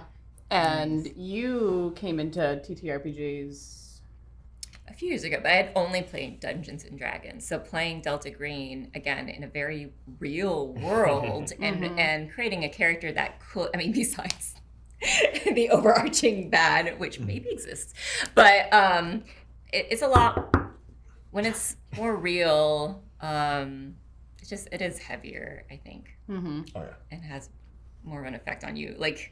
Sitting up in bed thinking about it. Yeah. It would happen more for this than a Dungeons and Dragons game that happens in this complete fantasy world. Oh, definitely. Yeah. Depends. Yeah, It very much depends. The ones that I've played. There's so a far. couple games there's a game that I'm in that I have been thinking about it for 2 weeks since our last session. Holy. And the one that I DM, you guys can say whether I do this well or not, but I try and kind of subvert a lot of the tropes and rules and make it much more shades of gray and realistic in that sense. Especially when it comes to race and stuff, just because I don't like the race and alignment rules. Yeah. I've been playing for about 4 years. I dove deep. Yeah, you also play 12 games a week. I do not. I'm currently in Well, 9 active I was gonna say, games, but they're not all in the same We week. probably play for the same number of years, but hours, much different. I'm not at the 10,000 hours of mastery, but I'm working on it. There was a point I remember you counted it out and you were at 11 active games you were in. And then I got out of 2. I'm currently in 9. One of them And then I got out. and one of them is once a month. A couple of them are every other week. They don't count they don't count as super heavy if they're every other week or once a month. This is when I break the fourth wall, look at all of you. Gym phase right here. I've What been about, the camera a okay, few times. yeah, how about to wrap it up? What was the hardest, for you? I can't see you guys. I can't see your body language. I've got images on everybody, but some people relax and you can't see some of the physical cues. One of the greatest things about getting together in role-playing games, this is its own. It's a unique medium because your players are also your audience. Now, granted, yes, we're sending this out to people and through podcast, but ultimately it's all of us that are just playing. We're all entertaining each other. So I can't necessarily see little cues to necessarily ping off of or to tag. And that gets to be rough. So I'm grateful that everybody's vocal about what they're doing or how they're feeling, or we've had those conversations about what we're going to do. So yeah, that's the biggest challenge for me, is kind of being like, all right, are you feeling uncomfortable because of something I've said? Because we're playing a horror game. Sometimes you can tell by body language, and I miss that. And I appreciate that we're good about uses of the X card, where it's like, I mean, we haven't really needed it, but knowing that it's there makes it a lot easier to be like, okay, I can push this a little bit further because I know that I have that safety ripcord, and if I need out, I can get out. Yeah. Well, this was awesome, guys. It really was. It's fun to actually get, I can't believe how fast the time flew. Oh my God. What time did we actually start? I forgot to like 12:15, 12:30. I don't know. 12:30ish, yeah. Like, Okay, so this was a session, yeah. Yeah, it's about 3 hours. yeah. Didn't feel like But yeah. It never does. Yeah, thanks for joining And this us. is why we took 18 episodes. But thank you so much for everyone joining us. Thank you for Questant Chaos for hosting this stream. We really appreciate you guys. This has been the Unredacted Reports. Bye.